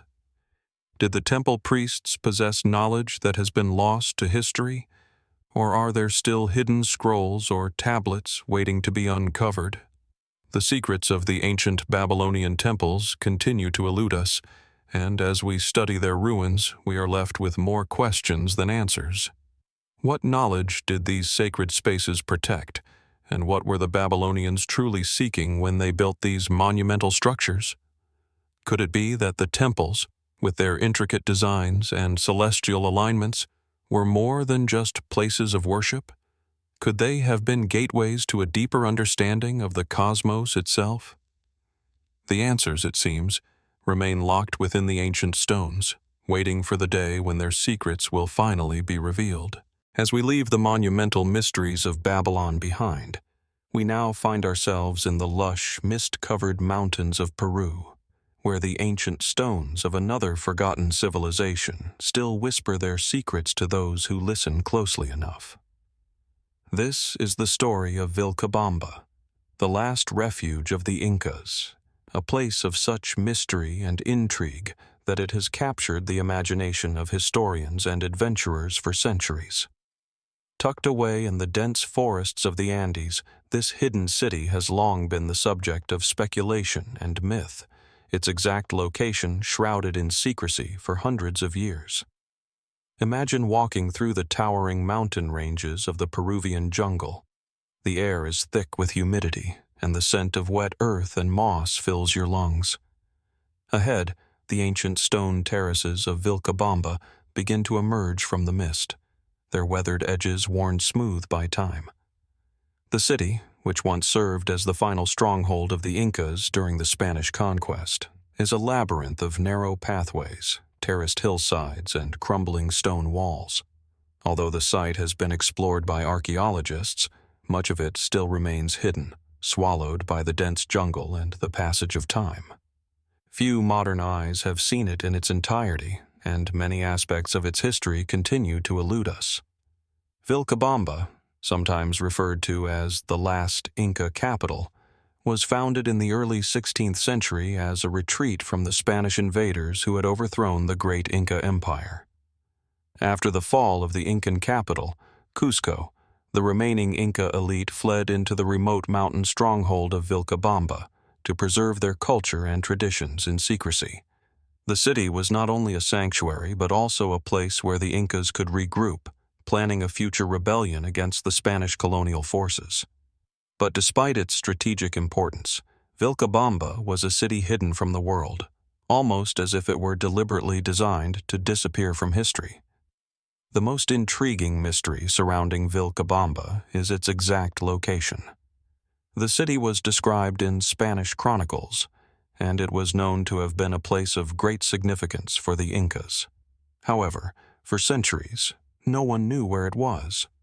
The site was lost to the jungle, forgotten by both locals and explorers, until the early 20th century, when a series of expeditions began searching for it. In 1911, the famous explorer Hiram Bingham discovered the ruins of Machu Picchu, but it wasn't until the 1960s that another explorer, Jean Savoy, claimed to have located Vilcabamba deep in the Peruvian jungle. Though Savoy's discovery has been debated, and many believe he may have stumbled upon just another Incan site, the mystery of Vilcabamba's precise location remains unsettled. One of the most puzzling aspects of Vilcabamba is its remarkable architecture.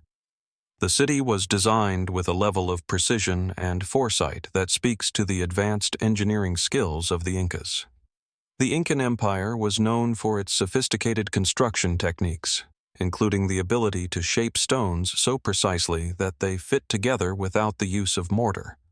The walls of Vilcabamba are no different. The massive stones, quarried from the surrounding mountains, fit together with such precision that even modern-day engineers have difficulty replicating their technique. This advanced masonry, which was perfected over centuries, allowed the Incas to build cities that could withstand earthquakes and the harsh weather of the Andean highlands. But it's not just the precision of the architecture that makes Vilcabamba stand out.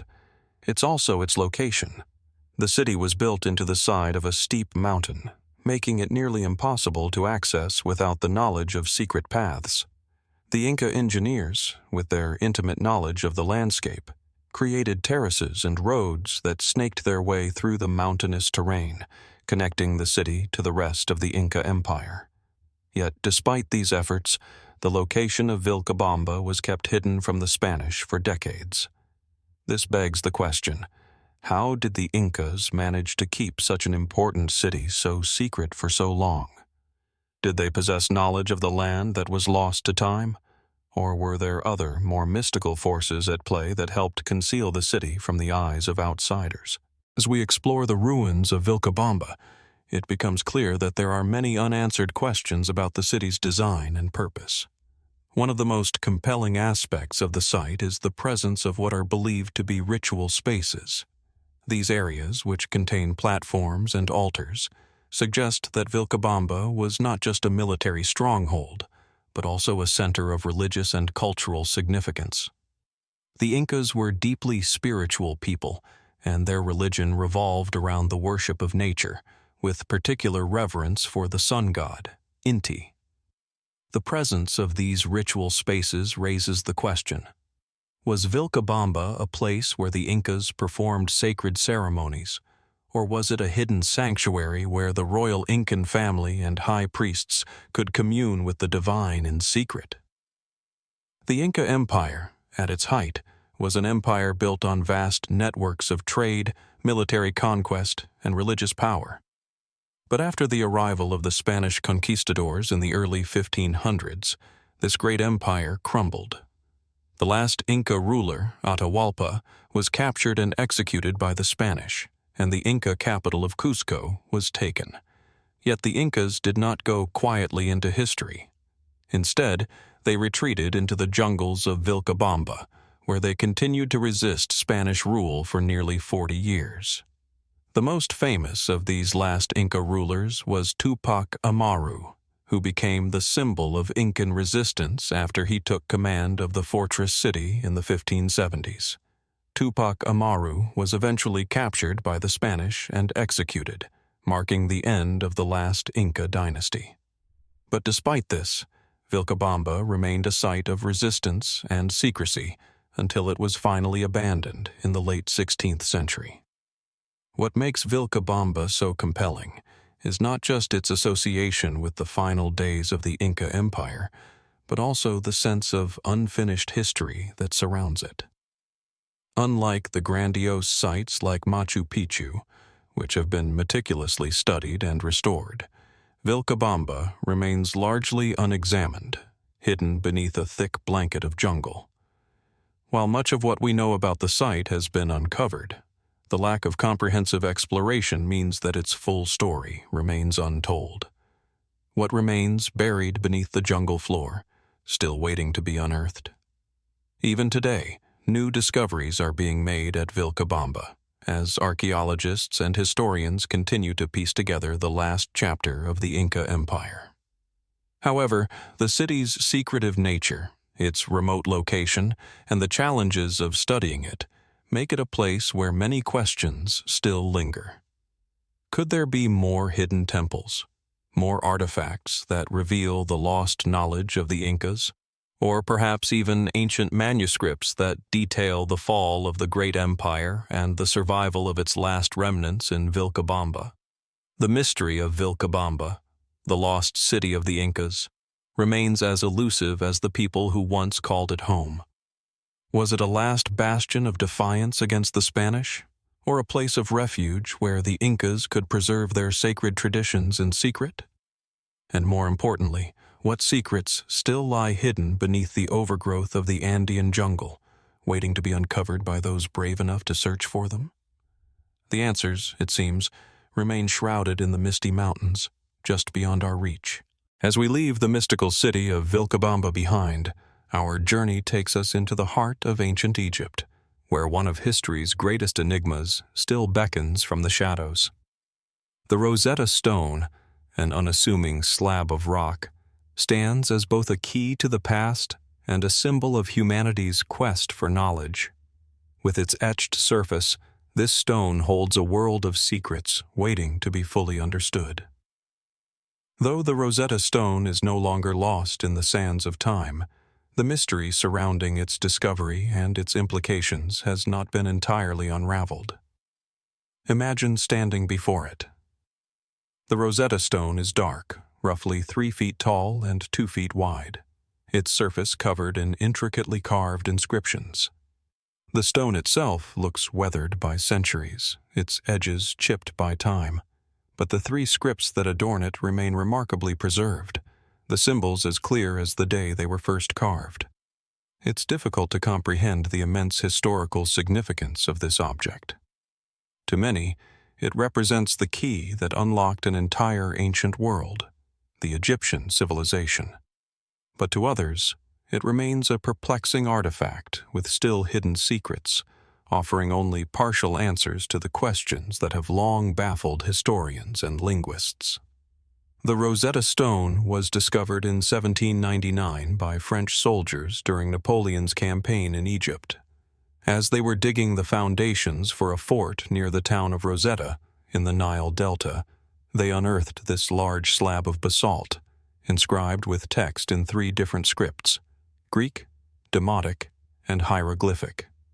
The presence of Greek, a known language, was the key that eventually allowed scholars to decipher the other 2. At first glance, this might seem like a straightforward puzzle to solve, but things were far more complicated than that.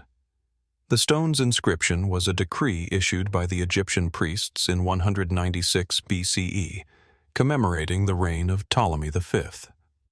Its content was fairly mundane, consisting of a royal proclamation reaffirming the king's decrees and his divine status. While the text itself wasn't unusual, the language and scripts used were, particularly the ancient Egyptian hieroglyphs, which had not been understood for over 1,000 years.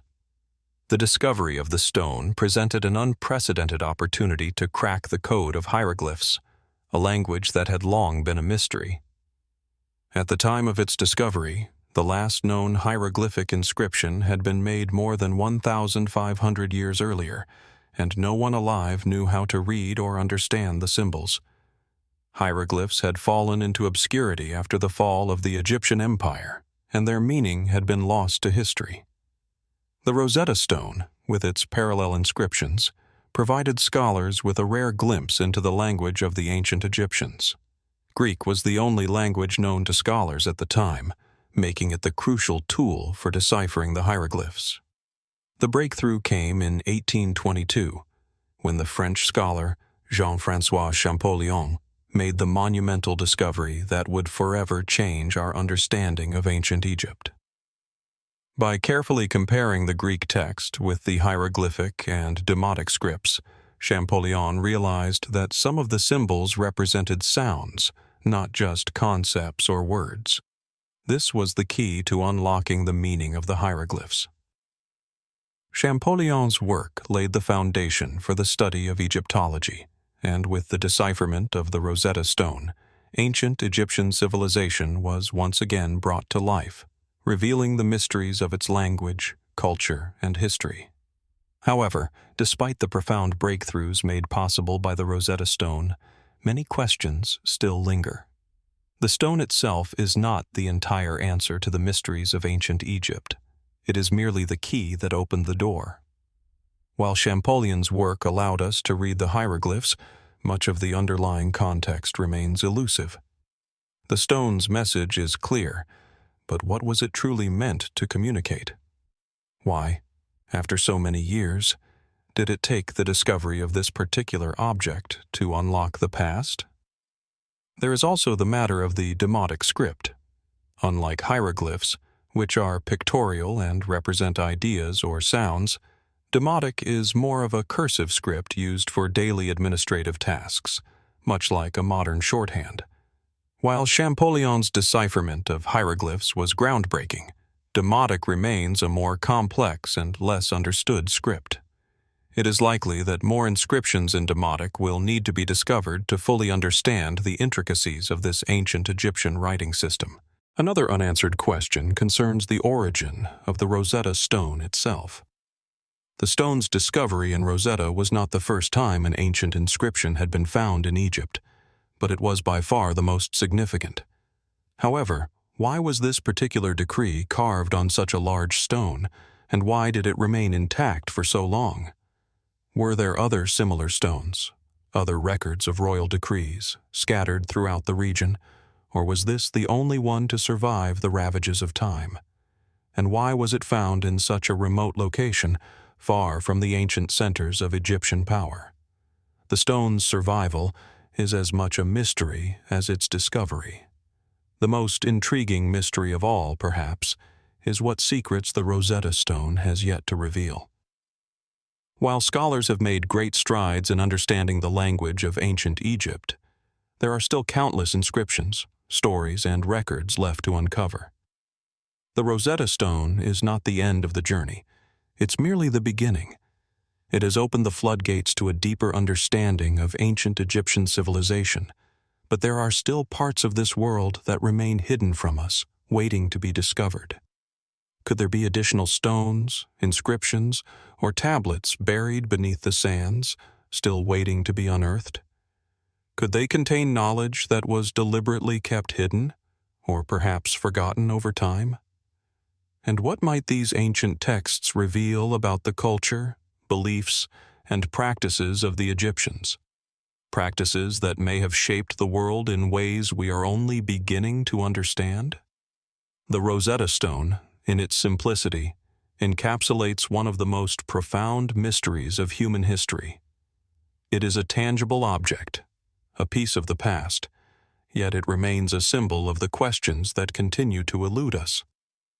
Though it has unlocked the language of the pharaohs, there is still much we do not know about the people who left their marks on it.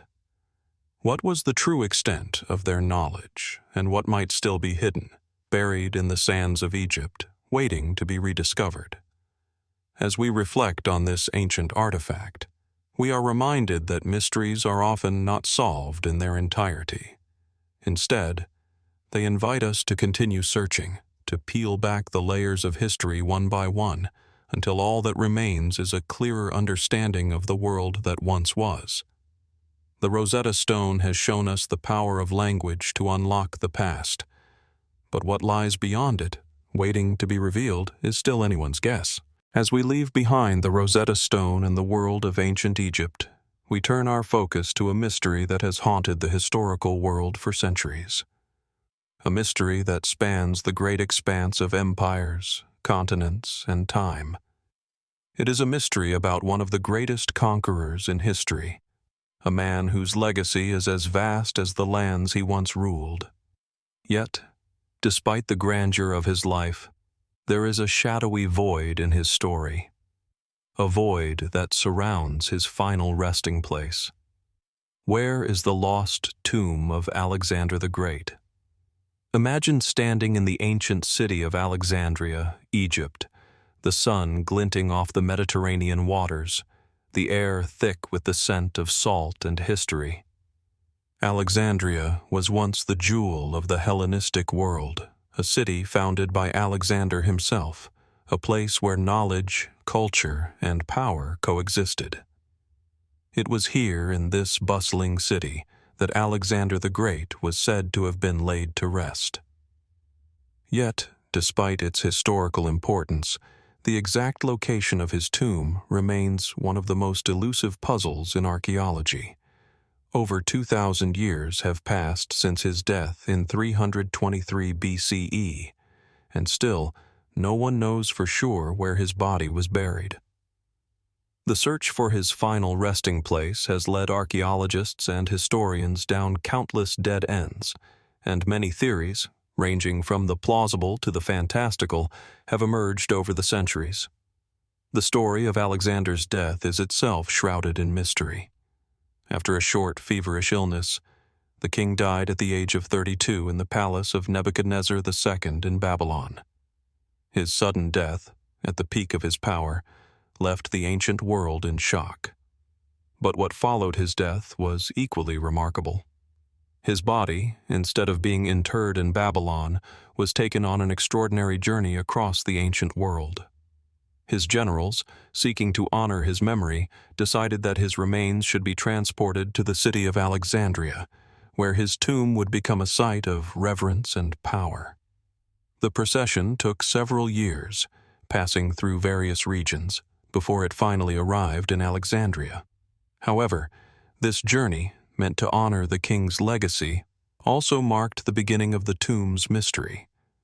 Upon arrival, Alexander's body was placed in a grand, elaborate tomb in Alexandria, the exact location of which remains unknown.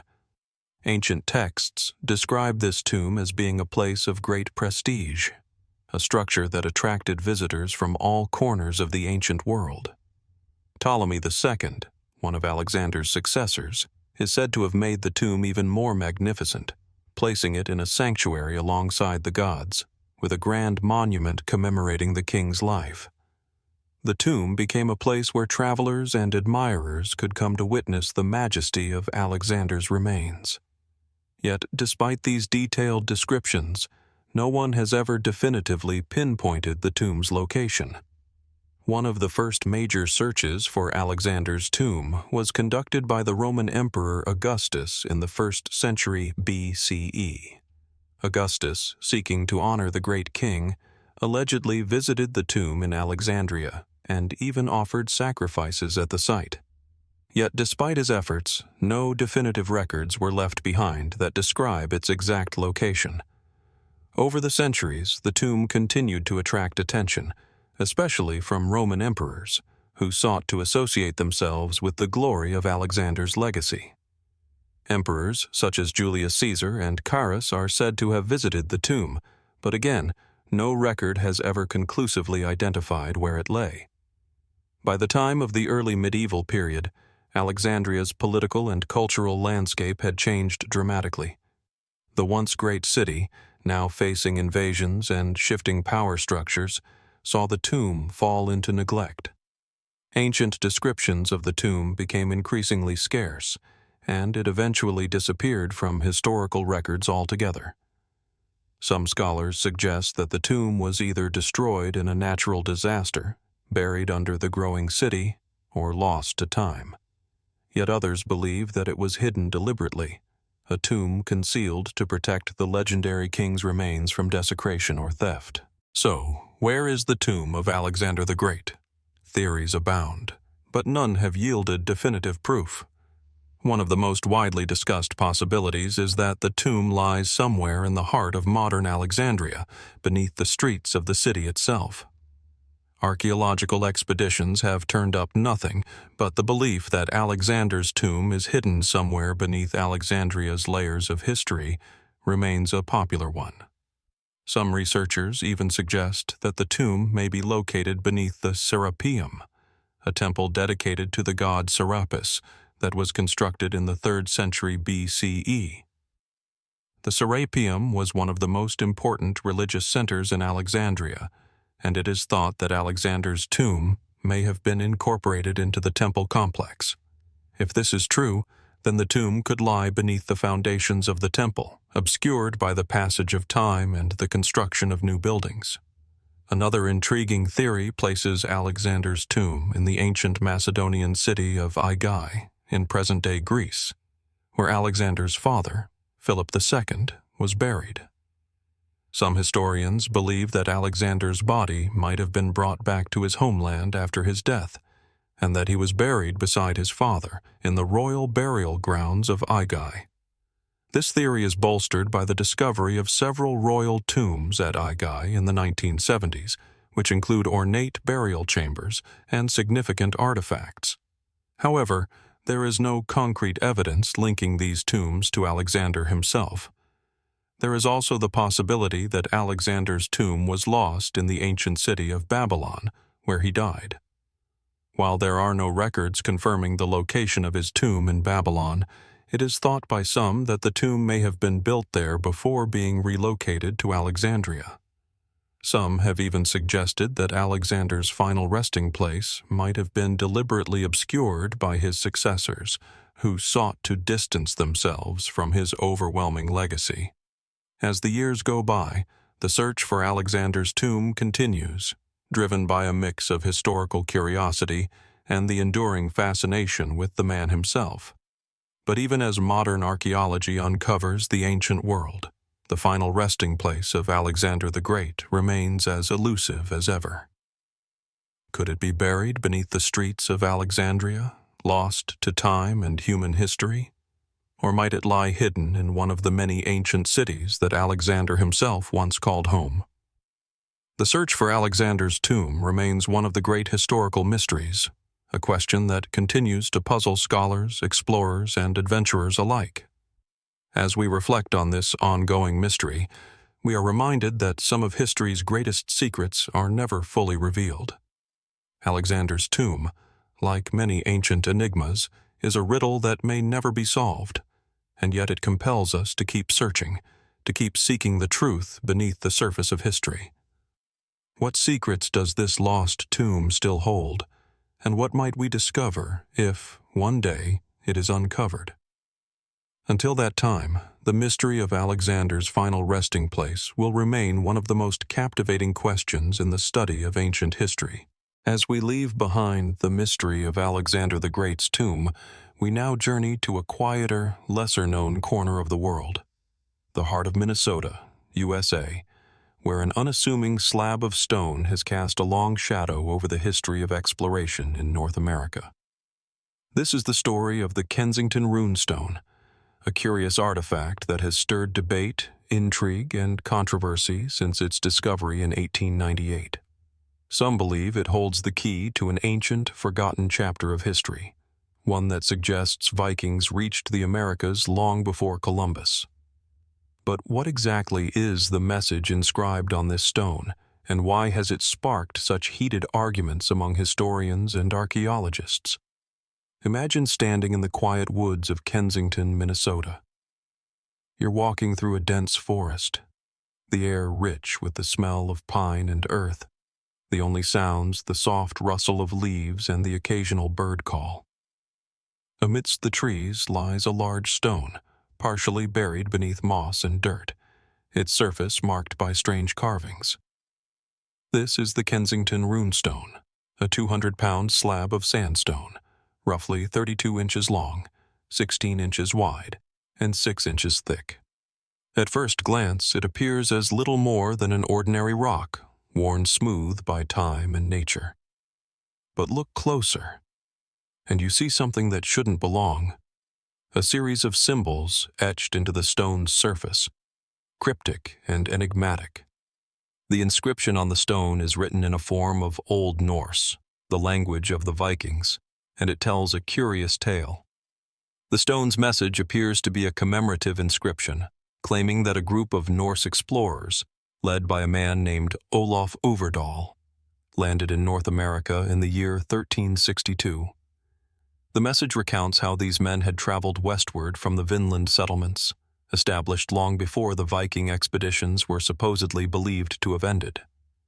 The stone speaks of their journey, mentioning the number of men in the party, the hardships they faced, and a tragic event where some of the explorers were killed by savages in a skirmish.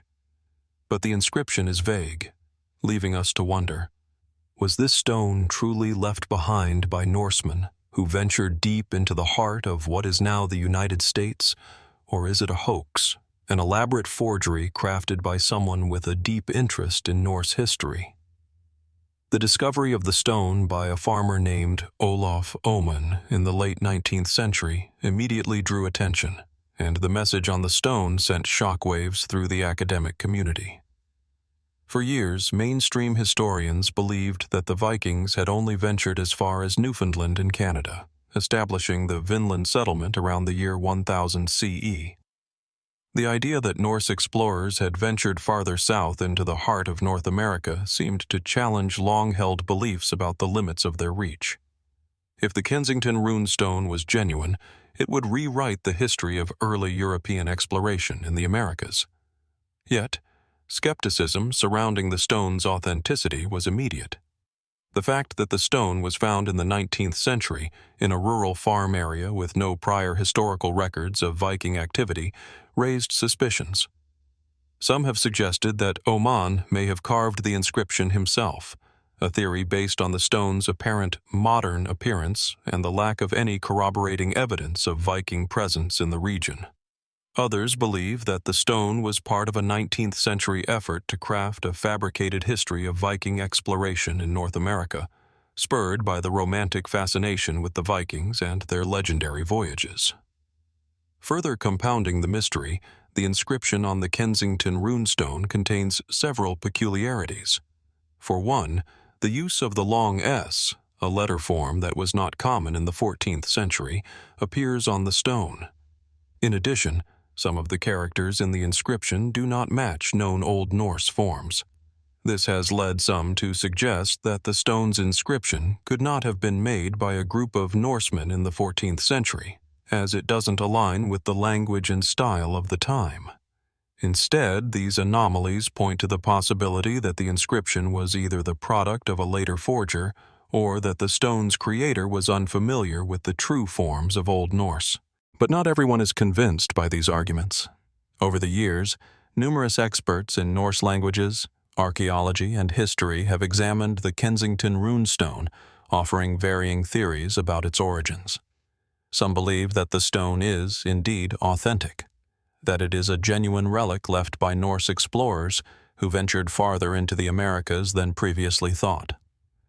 Some have pointed to similar Viking artifacts found in other parts of North America, such as the Vinland map and Norse-style swords found in the Great Lakes region, as evidence that the Vikings were capable of reaching these areas. These findings, they argue, lend credibility to the theory that Norsemen reached not just Newfoundland, but the interior of the continent as well. What makes the Kensington runestone particularly intriguing is the possibility that it contains a hidden message, a message that could, if understood, reveal something much larger about the Viking presence in North America. Some researchers have suggested that the inscription may have been written in a code, a form of secret writing known only to the Norse explorers, and that the true meaning of the stone's message has yet to be fully deciphered. Could there be a hidden, deeper message encoded in the seemingly innocuous text, a map perhaps, or a clue about the fate of the Viking expedition? The idea of hidden messages in ancient inscriptions is not a new one, and the Kensington runestone, with its peculiarities and ambiguities, invites the possibility of untold secrets lying just beneath the surface. Despite the controversies, the stone has sparked an enduring interest in Viking exploration in North America. It continues to be a focal point for those who believe that the Vikings reached much farther than we have been led to believe. The question remains, if the Kensington runestone is indeed authentic, what does it tell us about the reach and legacy of the Vikings in the New World?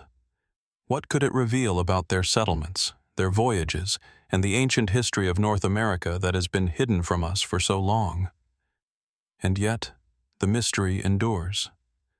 While some believe the stone's message is a key to unlocking the lost history of Viking exploration, others remain unconvinced, seeing it as nothing more than an elaborate hoax. Regardless of the stone's origins, it continues to captivate the imagination of those who seek to uncover the lost chapters of history, wondering if there are still more pieces of the puzzle waiting to be found. The Kensington runestone is a mystery wrapped in history, and as the search for answers continues, it forces us to consider the possibility that there are still ancient secrets hidden beneath our feet, messages that have been waiting for centuries to be discovered. What was the true purpose of this stone, and who were the people who left it behind? Could it be that the stone contains more than just a historical record, but a message meant to transcend time, waiting for us to finally understand it? Perhaps, like many historical enigmas, the full story of the Kensington Runestone is still hidden in the past, waiting for the right moment to be revealed. After journeying through the strange inscriptions of the Kensington Runestone, we now turn our attention to one of the most extraordinary discoveries of the 20th century, the Dead Sea Scrolls. While the scrolls themselves have been studied extensively, another, even more tantalizing mystery remains shrouded in the sands of time: the lost artifacts of the Dead Sea Scrolls. Though many scrolls were painstakingly preserved and catalogued, there is a lingering question. What else was hidden among those ancient caves, waiting to be uncovered? Imagine standing at the edge of the Qumran caves on the shores of the Dead Sea, the sun beating down mercilessly on the barren landscape. The air is dry, and the scent of salt lingers on the wind as the pale blue of the Dead Sea stretches before you. Behind you, the jagged cliffs and rocky outcroppings rise sharply from the desert floor, their shadows stretching long across the landscape.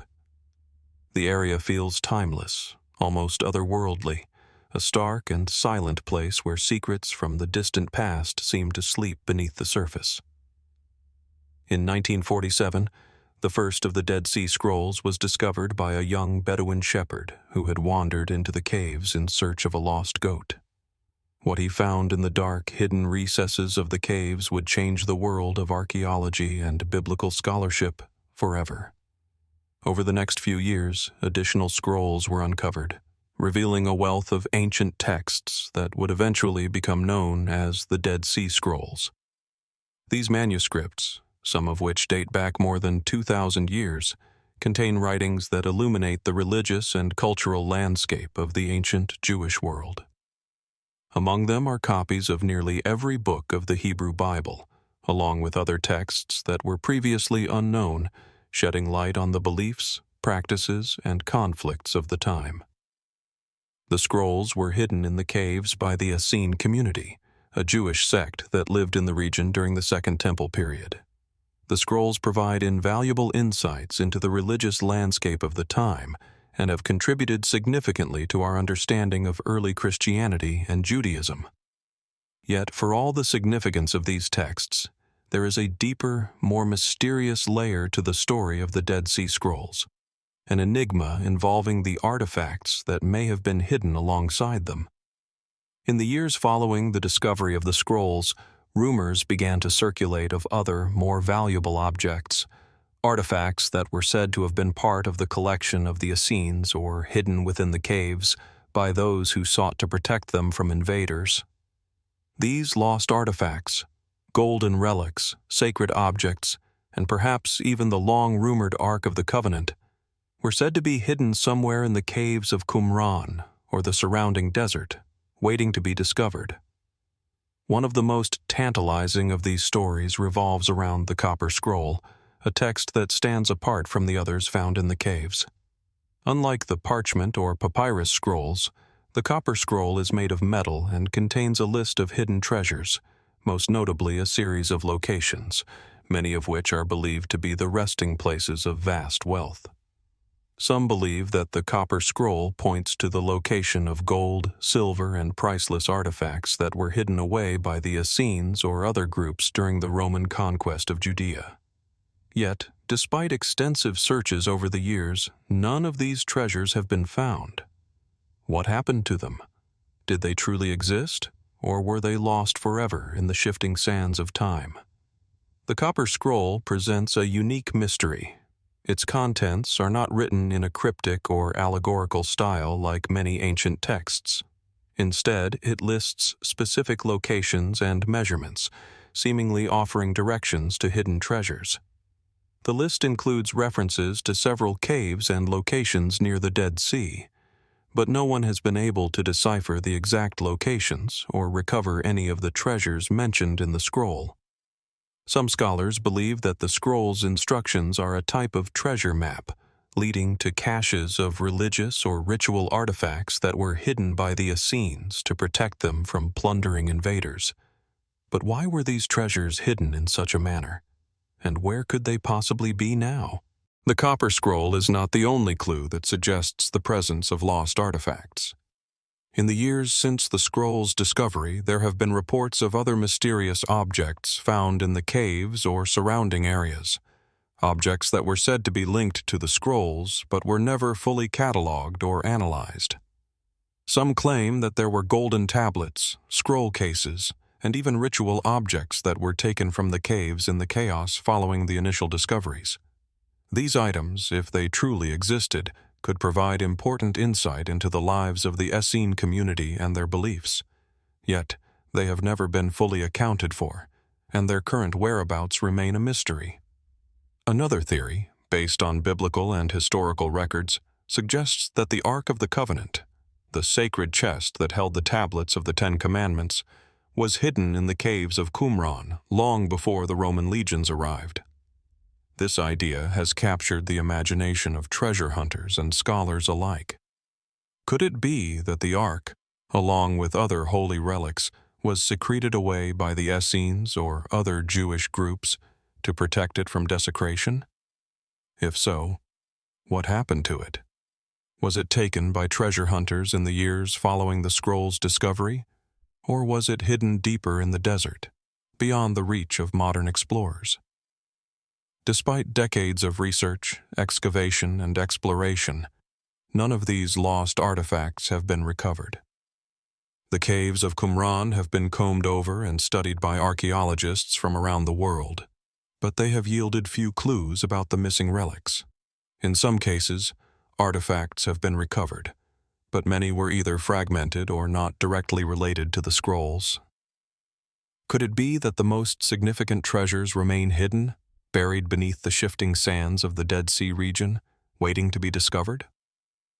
Some scholars suggest that the treasures listed in the Copper Scroll may never be found, not because they were never hidden, but because they were lost to time, destroyed, or removed long ago. The harsh desert environment, coupled with the destruction wrought by centuries of conflict and natural disasters, could have sealed these treasures in a tomb that no one has yet discovered. Others believe that the missing artifacts may have been deliberately hidden by the Essenes, perhaps as a means of preserving them for future generations, or to ensure that they would never fall into the wrong hands. The mystery of the lost artifacts of the Dead Sea Scrolls remains one of the most enduring and captivating puzzles in history. While the scrolls themselves have provided us with unparalleled insight into the ancient world, the artifacts they may have been associated with could offer even more secrets waiting to be uncovered. What treasures lie hidden in the desert, waiting for the right moment to be revealed? And what mysteries still remain buried, just out of reach, beneath the surface of history? As we reflect on the significance of these ancient scrolls and their potential connections to long-lost treasures, we are reminded of the power of history to captivate and challenge our understanding of the past. The search for the lost artifacts of the Dead Sea Scrolls continues, and with each new discovery, we move closer to understanding the full extent of the secrets they hold. Yet, as with so many other historical mysteries, we are left to wonder, what might still be hidden, waiting for the right moment to be revealed? As we leave behind the enigmatic Dead Sea Scrolls, we now travel to the sun-baked plains of southern Peru, where another mystery has been etched into the earth itself. One so vast and intricate that it can only be truly appreciated from the sky. These are the Nazca lines, a series of geoglyphs that stretch across the barren desert, their purpose and creators still shrouded in uncertainty. Among the many strange shapes and symbols drawn into the earth, perhaps the most fascinating and perplexing are the Nazca human figures, a group of larger-than-life images that continue to stir the imagination of historians, archaeologists, and explorers alike. Picture yourself standing in the arid Nazca Desert, the sun blazing overhead, its heat shimmering across the horizon.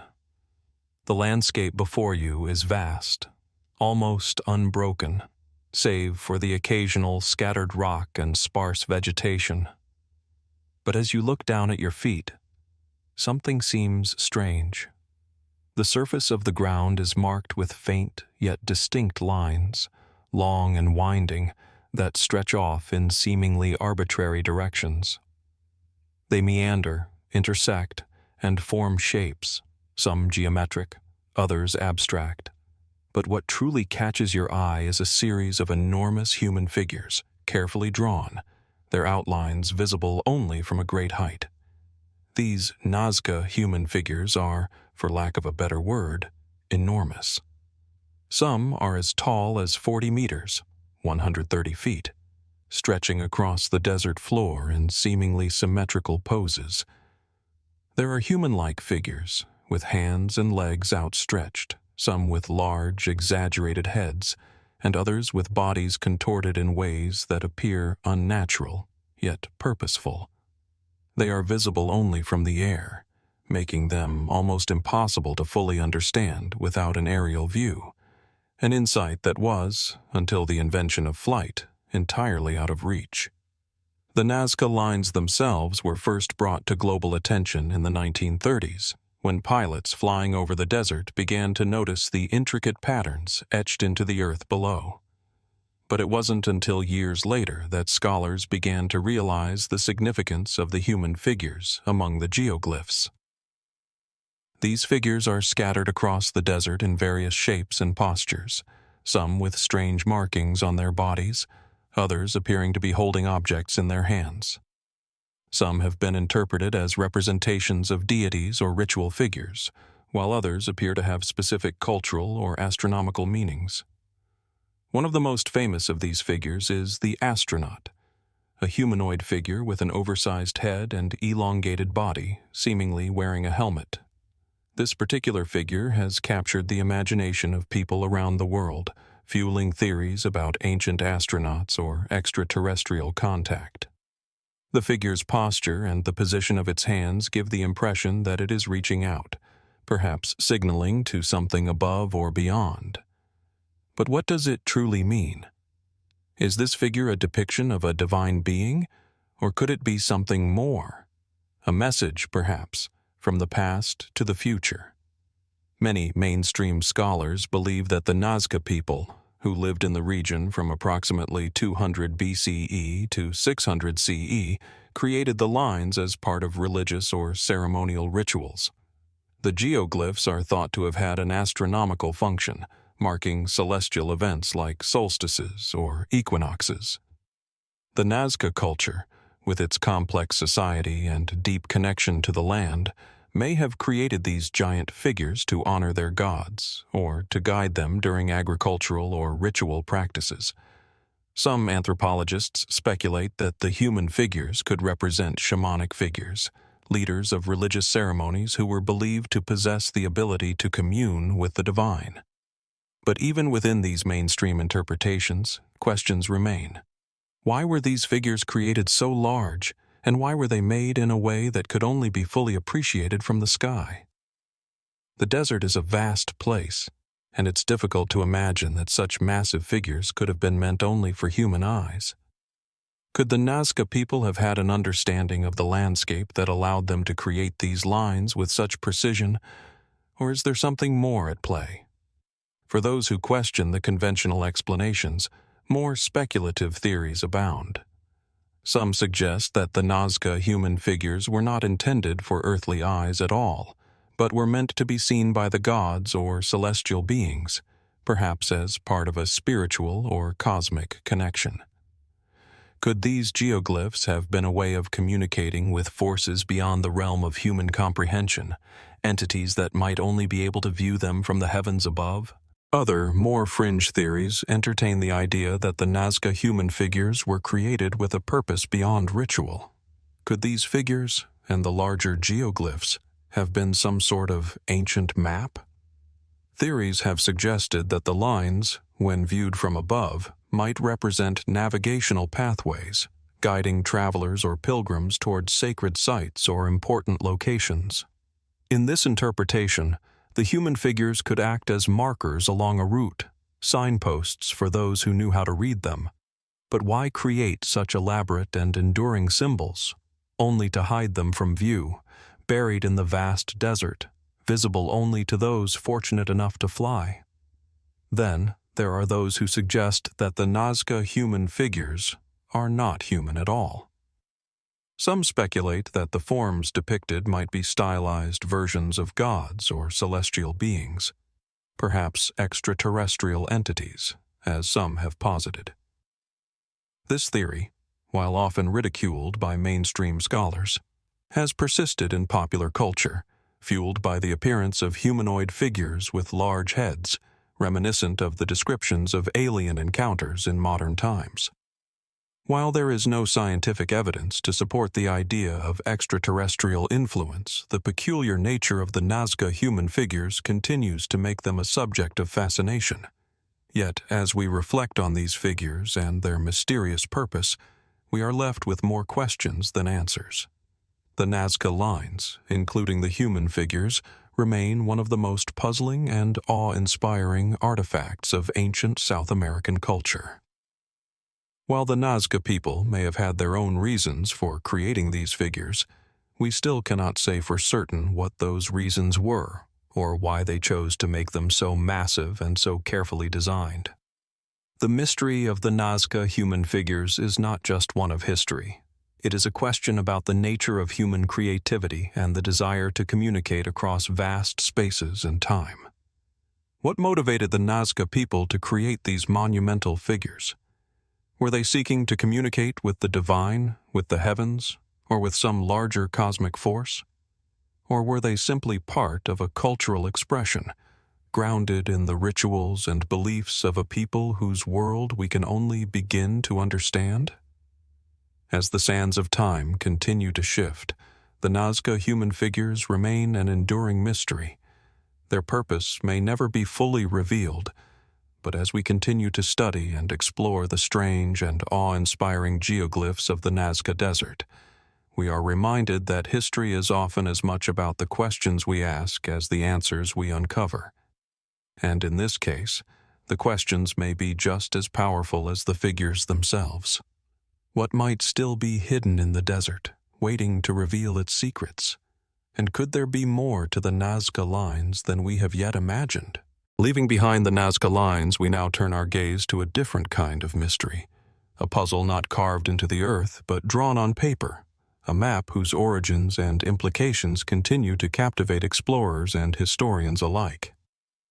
The Piri Reis map is a document that has confounded scholars for centuries, not only because of the details it contains, but because of the unsettling questions it raises. What secrets are hidden within its lines? And what does it reveal about the ancient world? Imagine, if you will, standing in front of the map itself, which now resides in the Topkapi Palace Museum in Istanbul, Turkey. The map, drawn on a piece of parchment and dated to 1513, measures just over 36 inches by 25 inches, a modest size for such an extraordinary artifact. At first glance, it might seem like any old nautical chart, but a closer look at its details will leave you questioning everything you thought you knew about history. The Piri Reis map is a world map, but not just any world map. It's a strikingly detailed one, particularly in its depiction of the coastlines of South America, Africa, and parts of the North Atlantic. But what really stands out is the unmistakable depiction of Antarctica, a continent that, according to mainstream history, was not discovered by Europeans until much later in the early 19th century. What's more intriguing is that this map shows Antarctica without the thick ice cover it currently has today. The map's depiction of the continent appears to be clear of ice and glaciers, suggesting that, at the time it was created, the region may have been much different from what we know now. The map is signed by Piri Reis, an Ottoman admiral and cartographer who claimed to have compiled it using sources from ancient mariners, including Ptolemaic maps, the Portolan charts of medieval sailors, and even the lost maps of Christopher Columbus. The idea that Piri Reis had access to such a vast collection of maritime knowledge is fascinating in itself. maps from distant civilizations, many of which were thought to have been lost to time. But while much of the map can be explained in terms of what was known during the early 16th century, the representation of Antarctica remains one of its most compelling anomalies. How could the map's creators have possibly known about Antarctica long before it was even discovered by modern explorers? And why does the map show it without the thick ice shelf that covers it today, when ice cores suggest that the continent has been frozen for millions of years? Mainstream historians have offered some explanations for these anomalies, but none seem to fully account for the map's extraordinary detail. The most common explanation posits that the map was based on earlier ancient sources, some of which may have been far older than the Piri Reis era. Some scholars believe that Piri Reis had access to classical maps from ancient Greek or Roman times, which had information about distant lands passed down from sailors who had traveled farther than history suggests. In this view, the Piri Reis map is a reflection of the knowledge and wisdom passed down through generations, with Piri Reis merely compiling and updating the details. According to this interpretation, ancient mariners may have possessed far more advanced knowledge of the world than we've traditionally given them credit for. But while this explanation satisfies some, it leaves far too many questions unanswered, questions that we will explore in greater depth. There's a darker theory, one that suggests the Piri Reis map could be evidence of an advanced lost civilization, a civilization so ancient that it left behind no other records of its existence. Some theorists suggest that the map was derived from the records of a civilization that existed before the Ice Age, one that had the ability to navigate the oceans and map distant continents long before modern technology would have made such feats possible. If this were true, it would imply the existence of a global seafaring culture that predates the civilizations we traditionally associate with ancient history. Could such a civilization have once thrived and left behind records, only for its knowledge to be passed down to later societies like the Egyptians, Greeks, and Romans? This theory posits that the Piri Reis map, far from being a medieval curiosity, could be a link to a far more ancient world, a world whose knowledge of geography and navigation was lost when catastrophic events, perhaps natural disasters or the onset of the Ice Age, wiped out the civilization responsible for these maps. For some, this theory goes even further, with the suggestion that the map's precise depiction of Antarctica, ice-free and vibrant, could be proof of a pre-Ice Age civilization that mapped the Earth as it was before the glaciers took over the continent. But how could such a civilization have existed, and what happened to it? Were they destroyed in a great cataclysm, their knowledge preserved only in scattered maps and artifacts?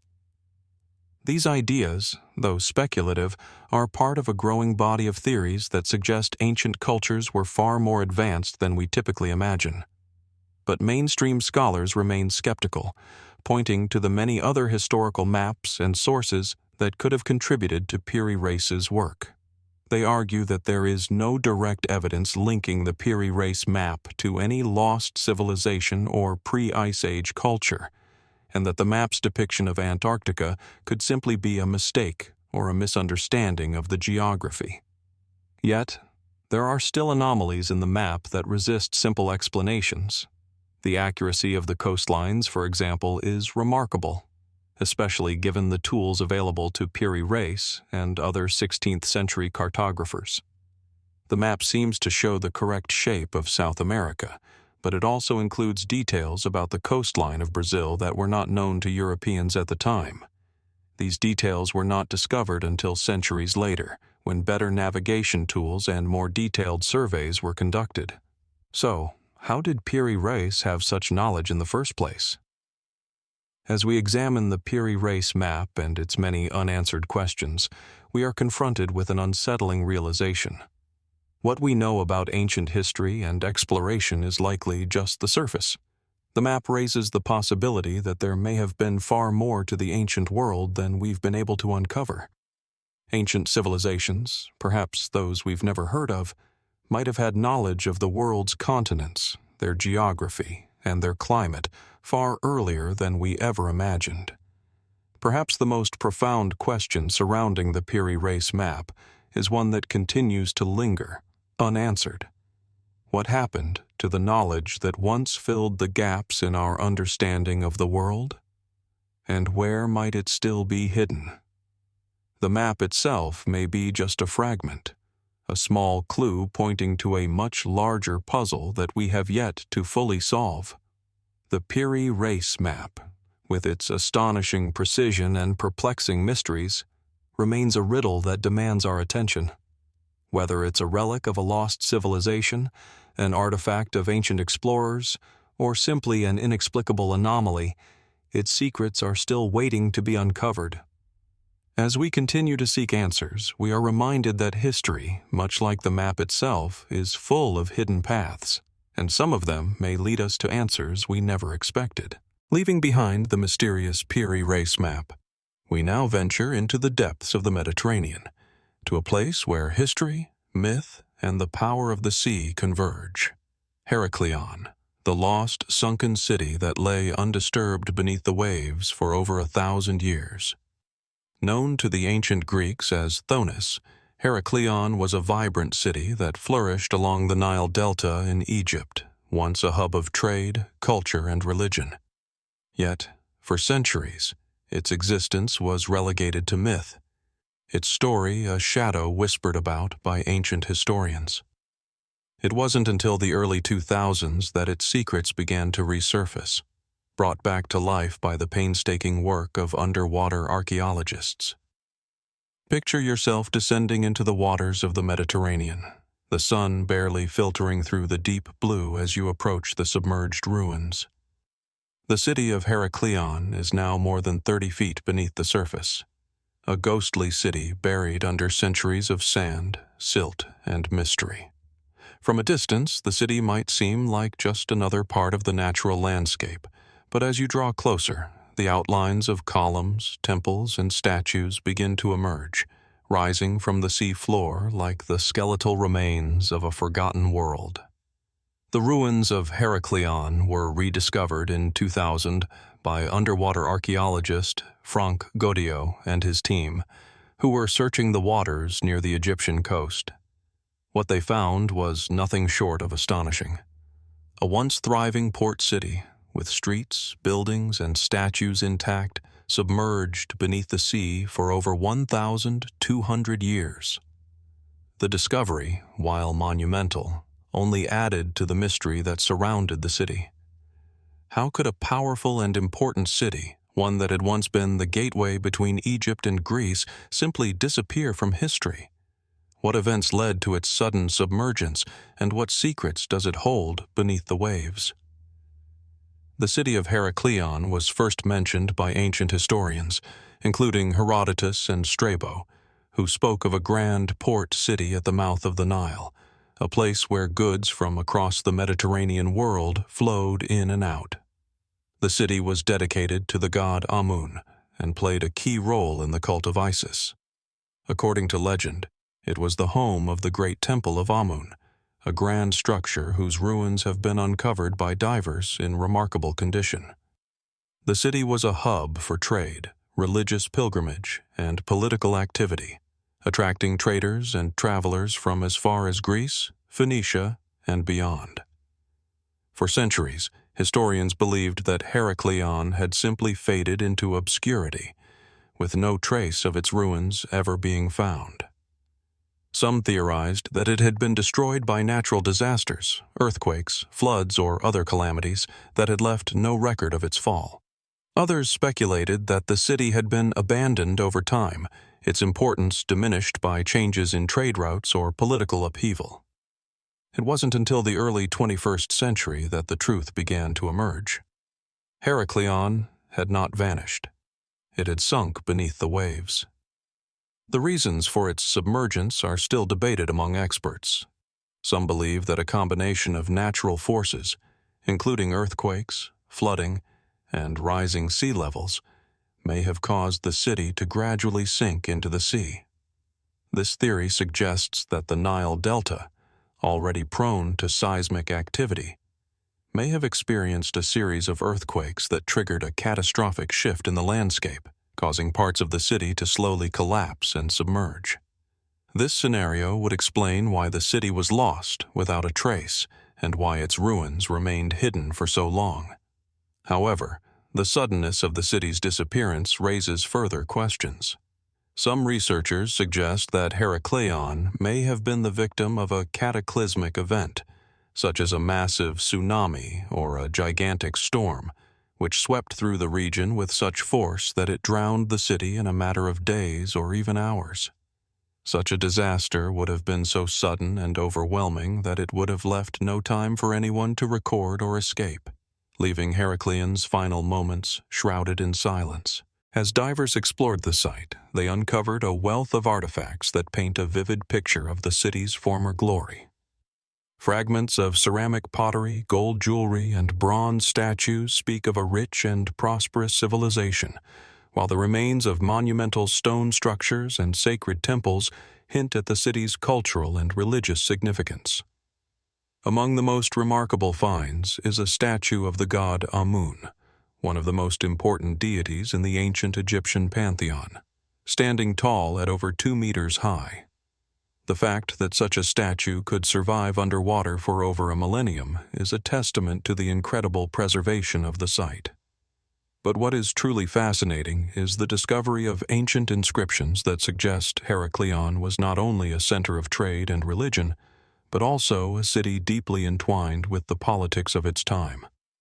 One inscription in particular mentions a royal marriage alliance between the Egyptian pharaoh Nectanebo I and a Greek princess, suggesting that Heracleion may have played a role in the broader political and cultural interactions between Egypt and Greece during the 4th century BCE. Yet, for all the riches and revelations found at Heracleion, the city still holds many secrets. For example, while the ruins of the Temple of Amun are impressive, archaeologists have yet to uncover the full extent of the city's religious and political life. The sheer size and scale of the site, with its sprawling streets and massive underwater structures, suggest that Heracleion was a place of significant importance, a city that, at its peak, could have rivaled the most renowned cities of the ancient world. And then there is the question of the city's final hours, the circumstances surrounding its submergence. Did the people of Heracleion have time to escape, or were they swept away in the chaos of nature's fury? What, if any, records did they leave behind to explain their sudden disappearance? The city's buried remains offer tantalizing clues, but they have not yet provided the full story. Did the people of Heracleion see their fate approaching, or was their destruction as sudden as it was complete? As the investigation into Heracleon's past continues, we are reminded of the fragility of human history. This once thriving city, now lost to time and water, stands as a reminder of how easily civilizations can vanish, leaving behind only remnants and whispers. Heracleon's ruins are like a time capsule, locked beneath the waves for over 1,000 years, waiting to reveal the story of its rise and fall. What other mysteries lie hidden beneath the surface, waiting to be uncovered by those with the courage to dive into the depths and explore? The sunken city of Heracleion challenges our understanding of the past, forcing us to reconsider the forces that shaped the ancient world. As we reflect on its rediscovery, we are left to wonder, how many more lost cities lie beneath the waves, their histories still waiting to be told? What stories remain hidden in the deep, lost to the sands of time? And what secrets will they reveal when we finally reach them? As we leave behind the submerged ruins of Heracleion, we now find ourselves in the rugged, mystic landscapes of Peru, a land of towering mountains, ancient temples, and untold legends. Here, high in the Andes, hidden deep within the thick cloud forests, lies the Temple of the Moon, a sacred site that has long captivated the imagination of archaeologists, historians, and explorers alike. Not much is known about the origins of this enigmatic structure, but its legends run deep, woven into the very fabric of Inca myth and history. The Temple of the Moon stands at the foot of the Mount of the Moon in the Huayhuash mountain range of Peru. A place of haunting beauty, the temple is set against a backdrop of snow-capped peaks and lush green valleys where mists often cling to the mountaintops, creating an ethereal atmosphere. From the surrounding cliffs, the temple complex appears as little more than a few stone structures scattered across the mountain's flanks, hidden away, far from the well-trodden paths of modern Peru. But for those who venture here, something strange and profound can be felt in the air, something ancient, mysterious, and deeply connected to the land. The Temple of the Moon was originally discovered in the early 20th century, though it wasn't until more recent decades that its significance began to unfold. Archaeologists have uncovered stone carvings, sculptures, and ritual chambers throughout the site, all of which hint at the temple's sacred nature and the complex belief systems of those who built it. But while the Inca civilization and their sun temple in Cusco are well known, the Temple of the Moon and its purpose remain far more elusive. This mysterious structure stands as an enduring riddle, with scholars offering various theories about its origins and the rituals that may have been performed there. At the heart of the temple complex lies a circular platform, surrounded by a series of intricately carved stone altars. These altars bear carvings of animals and deities, many of which have yet to be definitively identified. The most striking of these carvings are the phases of the moon, which are repeated throughout the site. This lunar symbolism has led many to believe that the temple was dedicated to the moon goddess of the Inca, Mama Quilla, a figure associated with fertility, time, and the cyclical nature of the heavens. It's possible that the temple's creators, who were likely a precursor civilization to the Inca, viewed the moon as a powerful celestial force, one that influenced not only the land and the people, but also their spiritual lives. Yet, despite its clear lunar association, there are unanswered questions surrounding the Temple of the Moon. Some of the carvings suggest a deeper connection to cosmic forces, hinting at a more astronomically sophisticated culture than we might expect from the era. Could the site have served not only as a place of worship but as a kind of observatory? The careful alignment of certain structures with the lunar cycle suggests that the temple's builders may have possessed knowledge of astronomy far more advanced than we previously imagined. This raises the possibility that they were tracking the movement of the moon, and perhaps even other celestial bodies, with remarkable precision. Could the Temple of the Moon have been part of a larger network of ancient observatories scattered across the Andes, used by a forgotten civilization to track time and the rhythms of nature? Beyond the temple's ritualistic purpose, the site is also associated with a number of myths that suggest it was not only a sacred space, but a place of great power. One of the most enduring legends surrounding the Temple of the Moon is that of the Moon Priestess, a figure said to have once lived in the temple and who was believed to wield extraordinary spiritual influence. According to the legend, the priestess could communicate with the moon, receiving visions and messages that were said to guide the Inca people. In some versions of the story, the priestess is portrayed as the embodiment of the moon goddess herself, capable of channeling her power to heal the sick, foretell the future, or even manipulate the weather.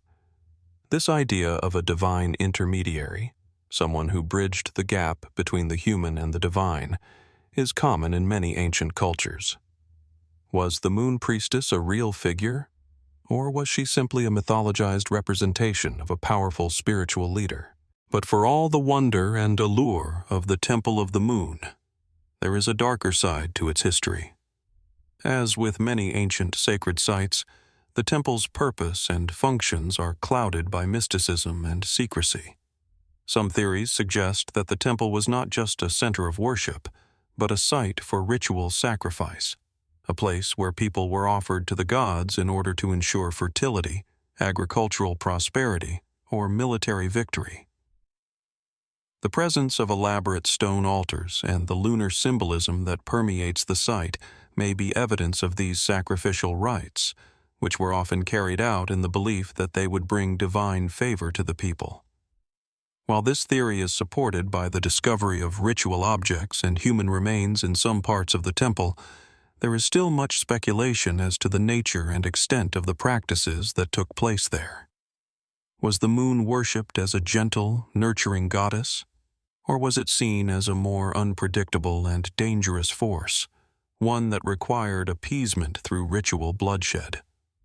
The mystery of the Temple of the Moon becomes even deeper when we consider the temple's sudden disappearance. After the rise of the Inca Empire, the site was eventually abandoned, its significance seemingly overshadowed by the grandeur of the Inca Sun Temple in Cusco. But why was it abandoned? Did the Inca people, with their more centralized and powerful religion, see the moon as something to be replaced or suppressed? Or was the temple destroyed by natural disasters, such as earthquakes or floods? Or perhaps the most intriguing question of all, did the temple's spiritual leaders simply vanish, leaving behind only the ruins and the legend? As archaeologists continue to explore the site, they uncover more fragments of this once great temple, but the true nature of the Temple of the Moon remains elusive. The stone carvings, the altars, the lunar motifs, all of them point to a sophisticated understanding of the moon's power and significance. Yet, despite the efforts of modern researchers, much of the temple's deeper purpose remains clouded in mystery. The Temple of the Moon serves as a haunting reminder that the ancient world was filled with mysteries that have yet to be solved. The legends and the artifacts uncovered at the site speak of a people deeply connected to the cosmos, whose beliefs about the moon shaped their lives in ways we may never fully understand. Was the temple truly a place where the moon goddess was worshipped? And what does it tell us about the relationship between the Inca and the forces of nature, time, and the universe itself? As we reflect on the Temple of the Moon and the mysteries it holds, we are left with a question that may never have a definitive answer. What else remains hidden in the mountains of Peru, waiting to be uncovered? Could the legends of the moon priestess and her divine power be more than just myths, pointing us toward a greater spiritual wisdom lost to the sands of time? Only time and further exploration may reveal the secrets that still lie beneath the surface of this ancient site. As we leave behind the mysteries of the Temple of the Moon, we now turn our attention to the Paracas Candelabra, an imposing and enigmatic geoglyph carved into the desert cliffs of the Paracas Peninsula in southern Peru. This colossal figure, visible only from the sea or the sky, is one of the most striking and puzzling features of the Peruvian coastline, an ancient mystery that continues to baffle archaeologists and historians to this day.